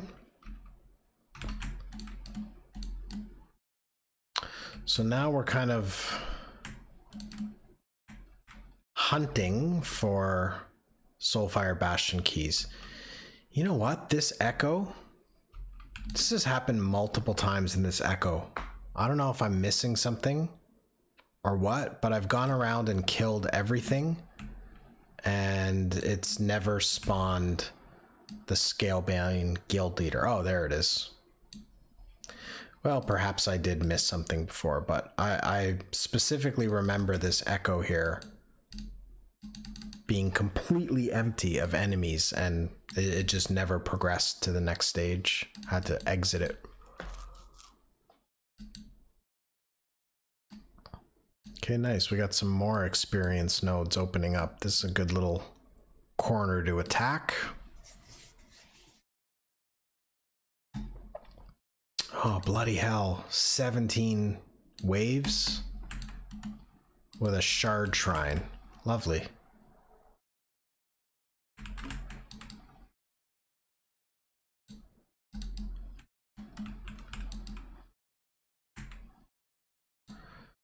Just hole up in the middle here. Let them come to me.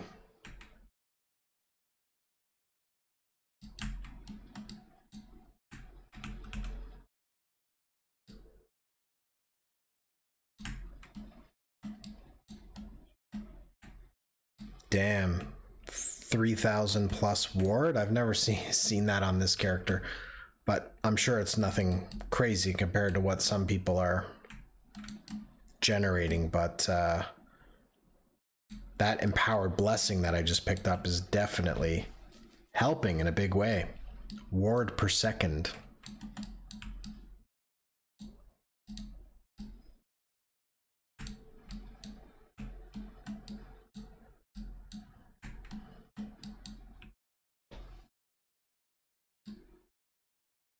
I reckon these gloves are making quite a difference too, because things have really been melting since I put Malin's Hubris on with 2 LP.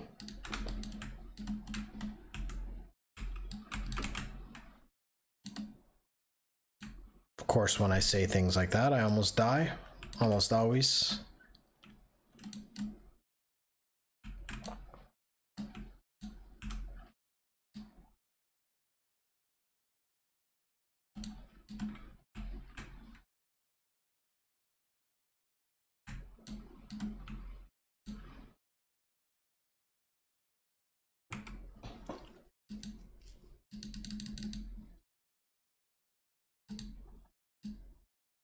Oh, we are getting close.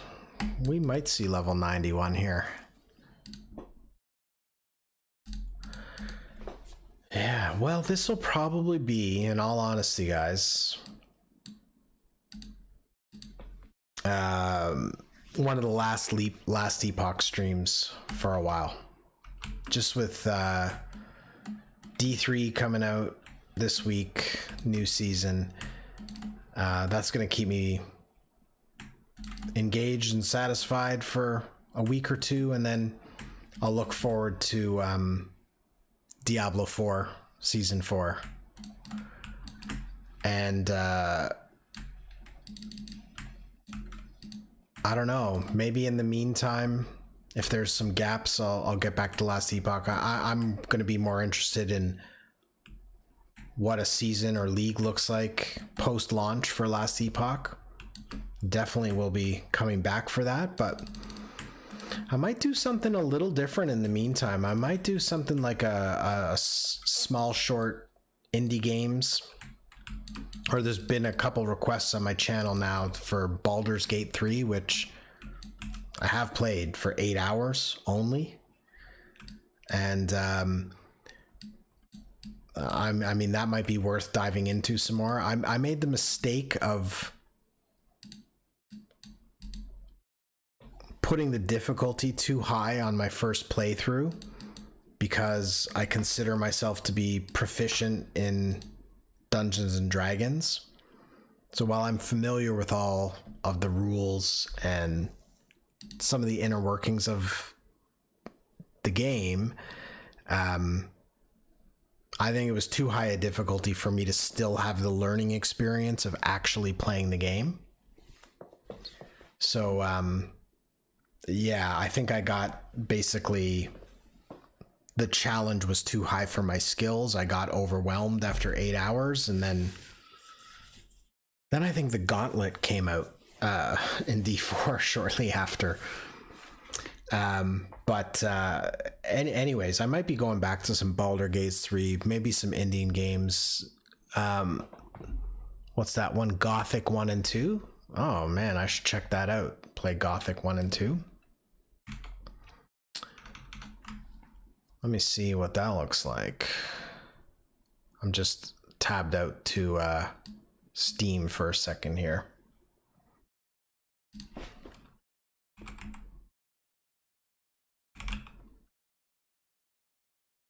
Oh yeah, Gothic 1 and 2.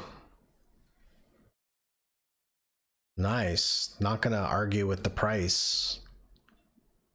I'll throw that on my wish list here.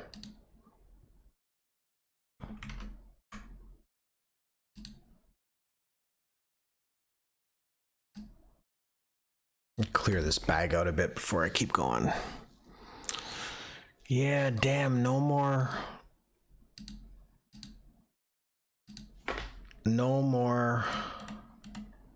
Soulfire Bastion keys, man. I'm hard up for Soulfire Bastion keys.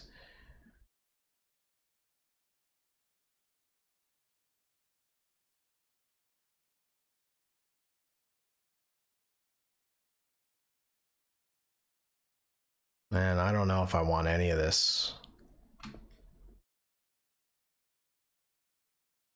I'm just gonna sell it all. I don't got time. I don't got time to sort through this stuff right now. But I will shatter some things again.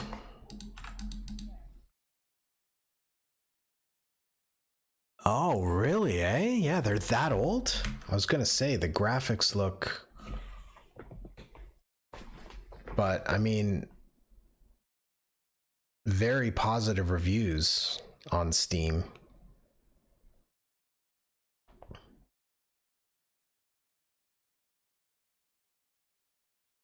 And I got one friend who owns this game.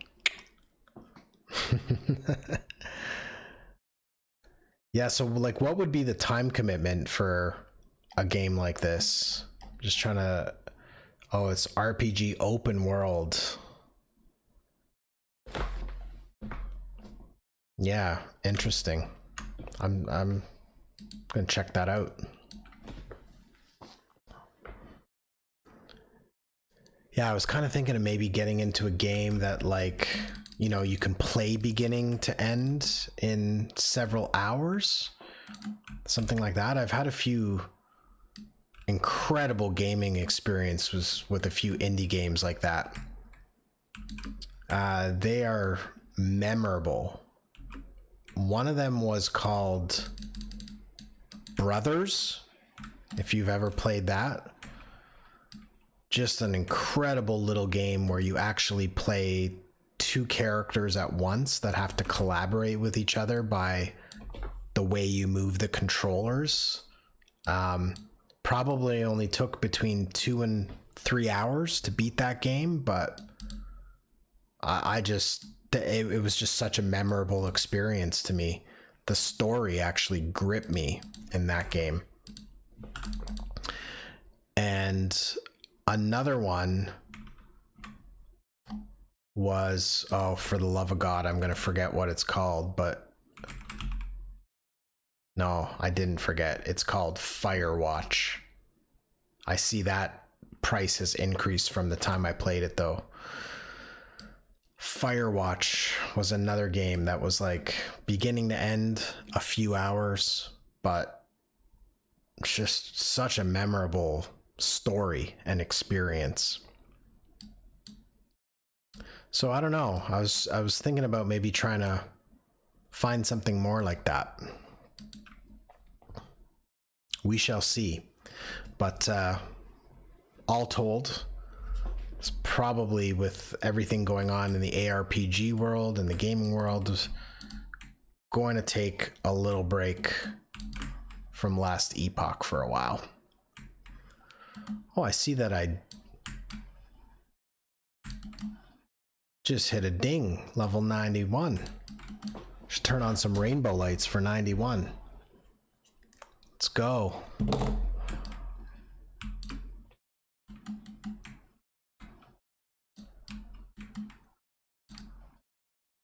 Damn, I don't even know what to do with my passive points anymore. I maxed that out. I'm gonna have to look that up.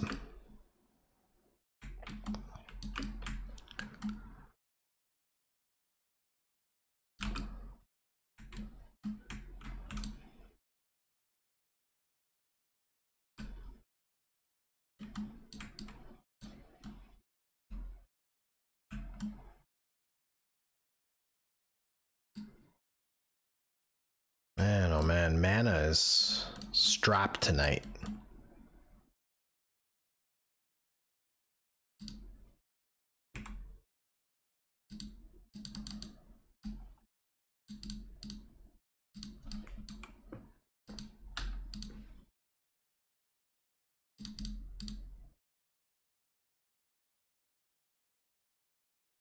Another beacon. Man, this monolith's getting out of control. That web of echoes is nuts.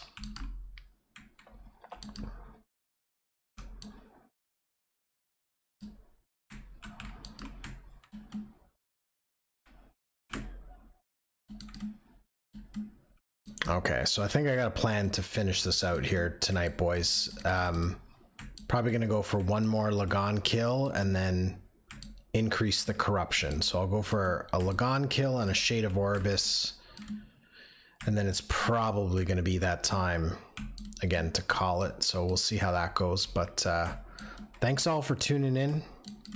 I really appreciate it, and stay tuned for the stream highlights later this week. I usually clip up my stream and post it in a bit more of a digestible 10-minute kind of clips and highlights video. If you know, you know. And then we'll be back Friday night for the launch of season 31 of Diablo 3. Really looking forward to that.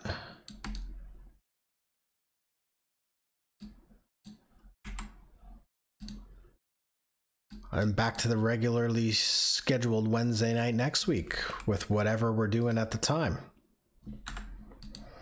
Okay, let's figure out where this passive goes.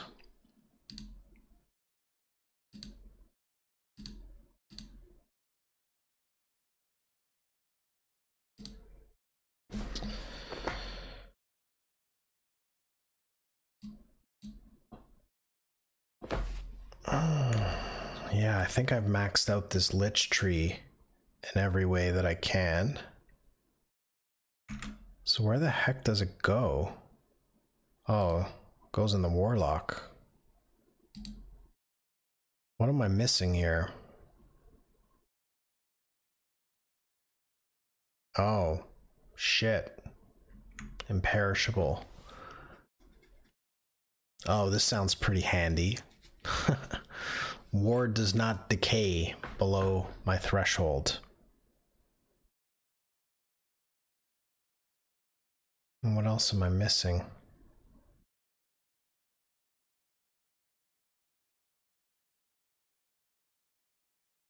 No, that seems to be the only thing.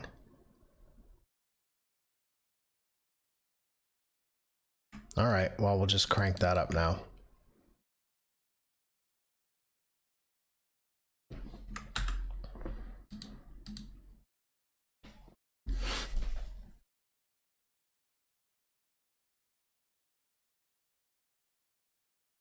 Just reading your messages there now, Slice. Yeah, so it's not like a huge time commitment. I guess being an older game too, like going on 20 plus years.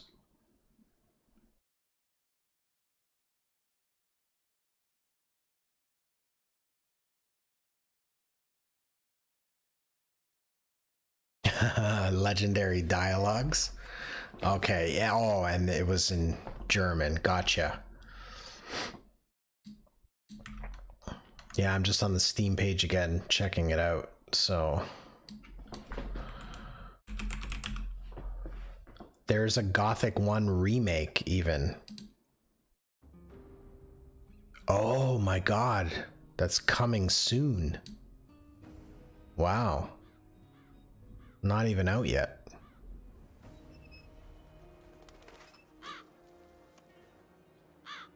Interesting. Oh man, thanks for the recommendation. I'm definitely gonna check that out.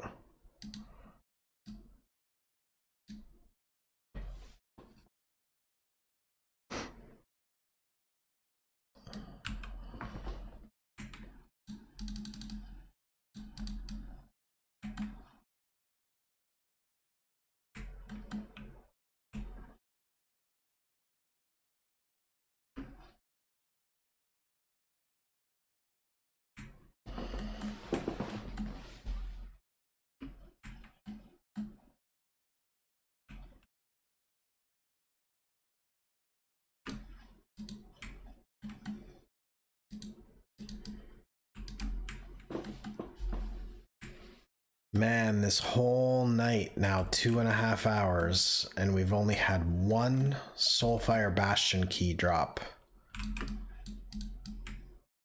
I used to feel like I had so many keys that I just stopped picking them up at one time. I'm really regretting that decision now.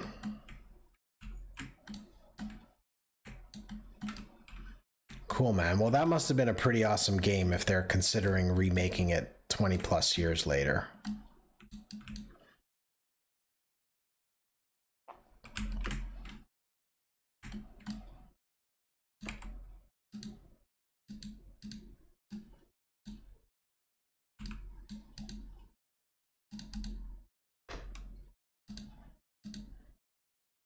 All right, where are we going? Where are we going?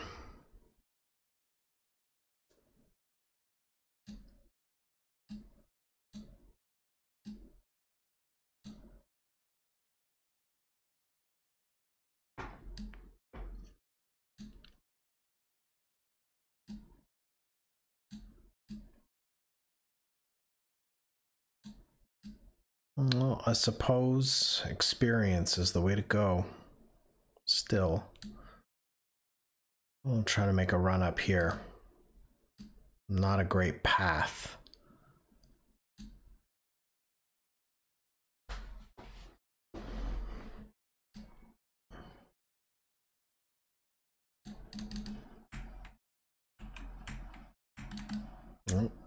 All caps.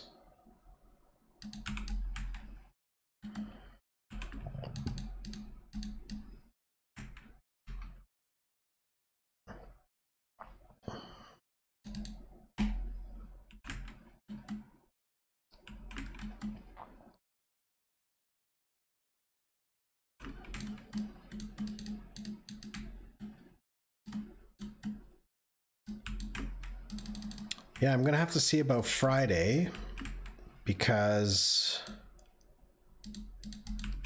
I do have a bit of a light schedule at work, and I might be able to hop on to the Diablo 3 European servers a little closer to launch. Probably not right at launch, but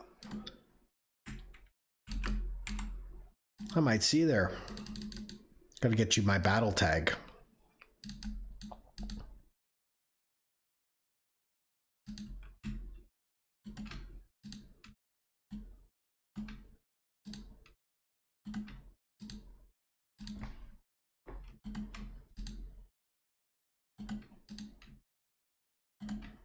Just shatter all this crap.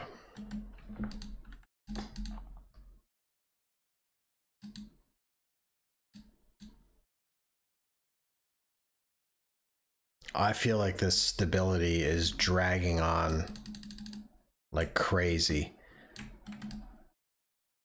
It must be that I've just mainly come from the normal monolith system where they work quite a bit faster.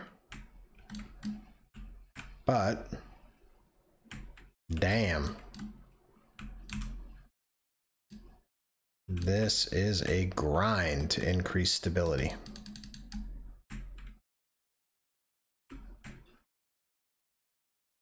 No, but yeah, I know we can't server hop, but like, I don't mind. I have to wait all the way till 9:30 my local time for the season to start in North America.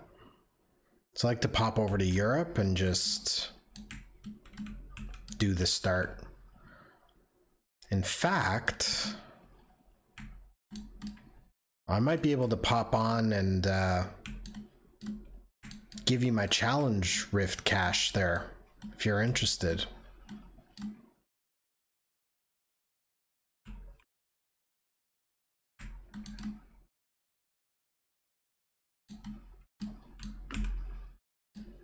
Can have one for leveling and one for the altar.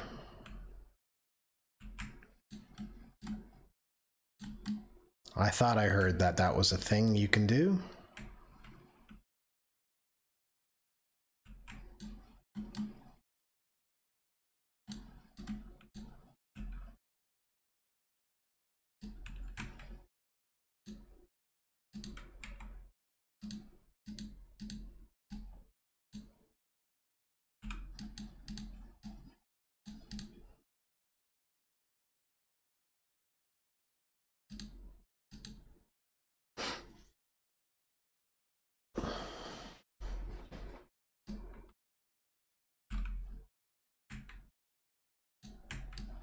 Gotta say, that was a nice feature in last Epoch that you were able to just hop on to the North American server here and we can play together, and then you can hop back seamlessly and everything on your character is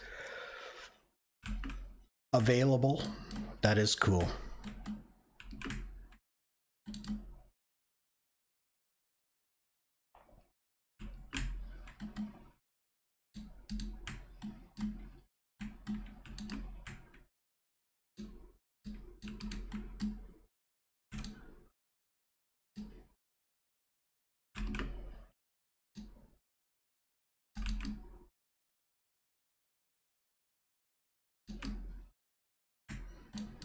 Yeah, I'm with you. Like I like to rush the beginning of the season, but like I'm not trying to be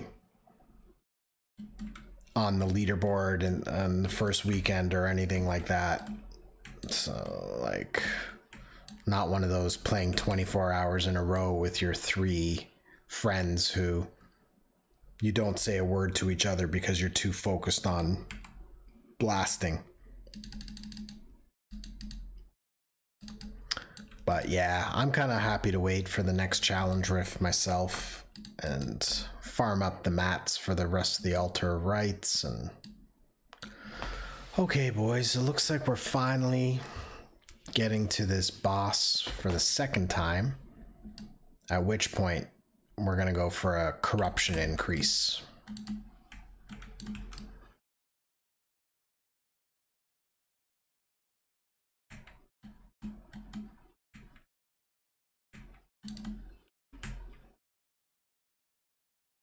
I'm losing steam, I'm not gonna lie. Not even this monster energy is saving me right now.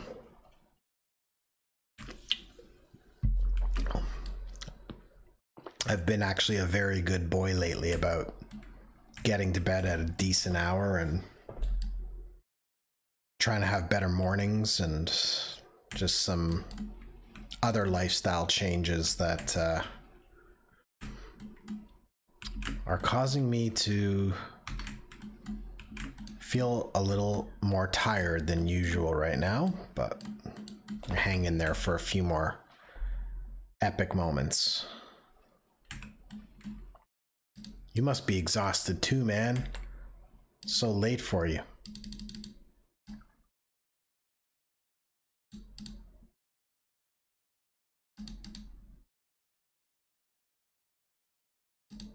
Oh, look, we have one more glove node. Oh, we have two more. Look at this web of echoes now. I think this might be my biggest one yet.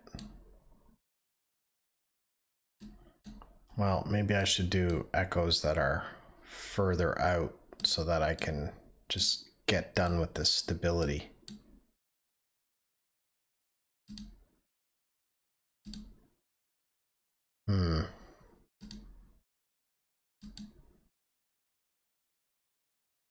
Nah. Experience is the way to go.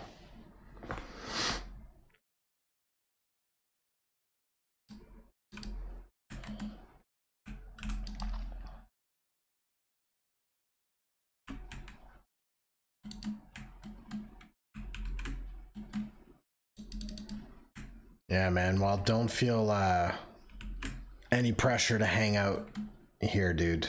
It is all good. But I always appreciate you coming by, hanging out, man. Love the chats.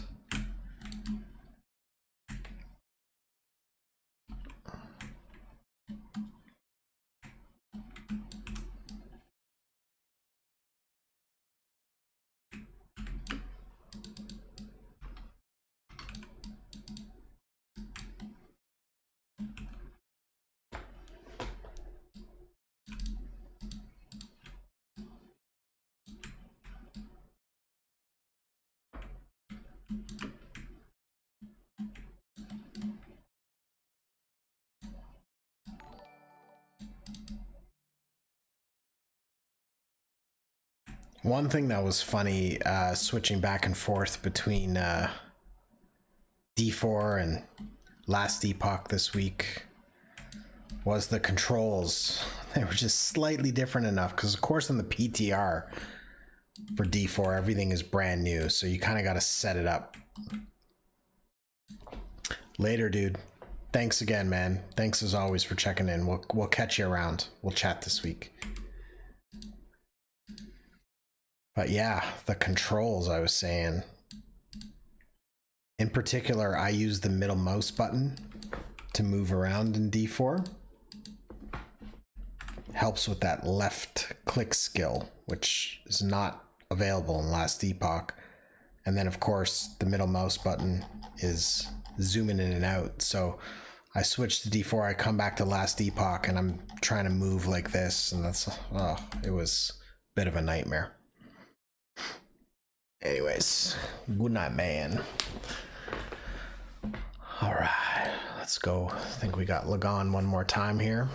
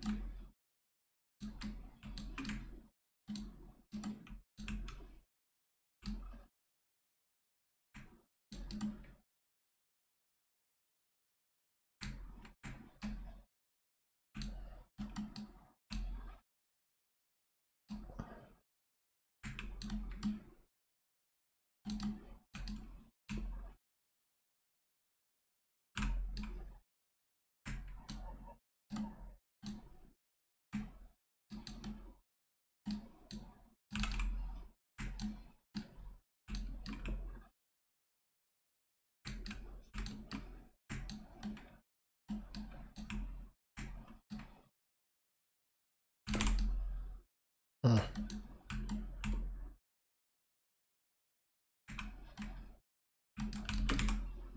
Ooh, that was close.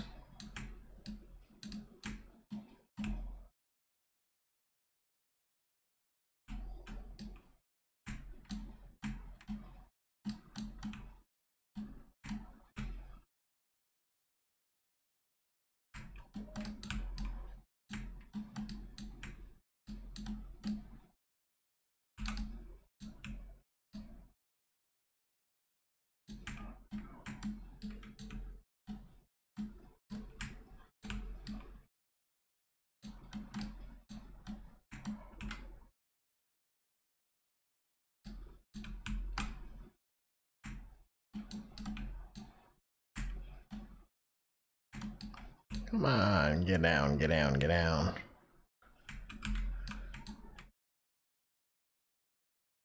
.42 ward per second.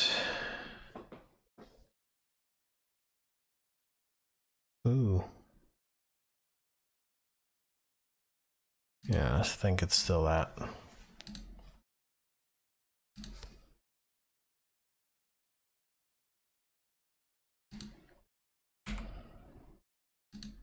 All right, one more thing to do here tonight, which is kill a Shade of Orbis.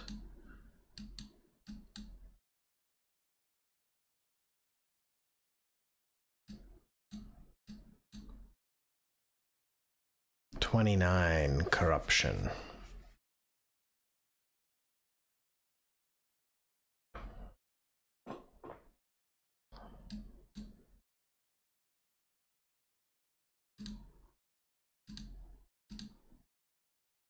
I think that's the one, 29.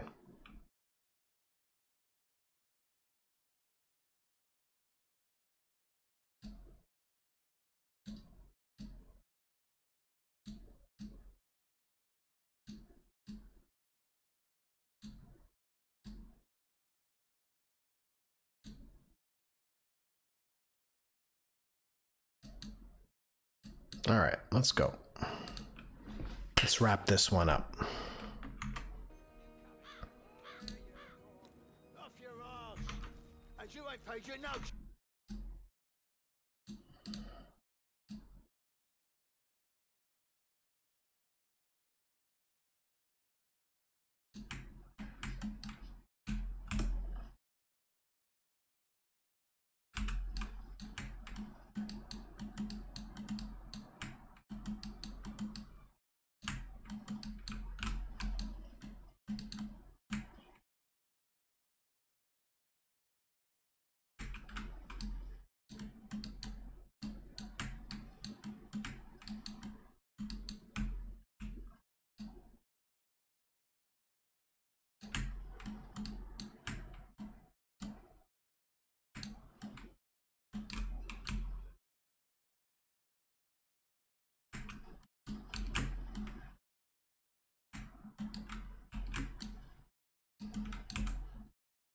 All right, looks like he's down for the count.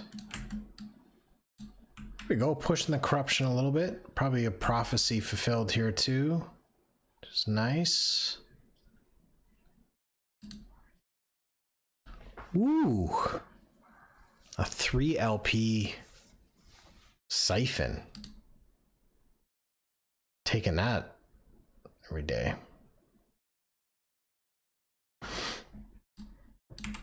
Cool.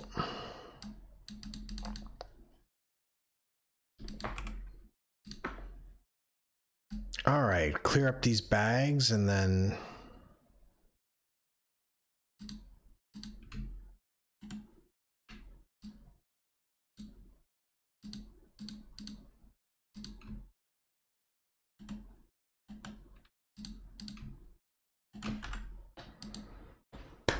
all right, that was almost a 3-hour grind for me, which is a casual gaming dad. I'm now going to need to do a couple stretches.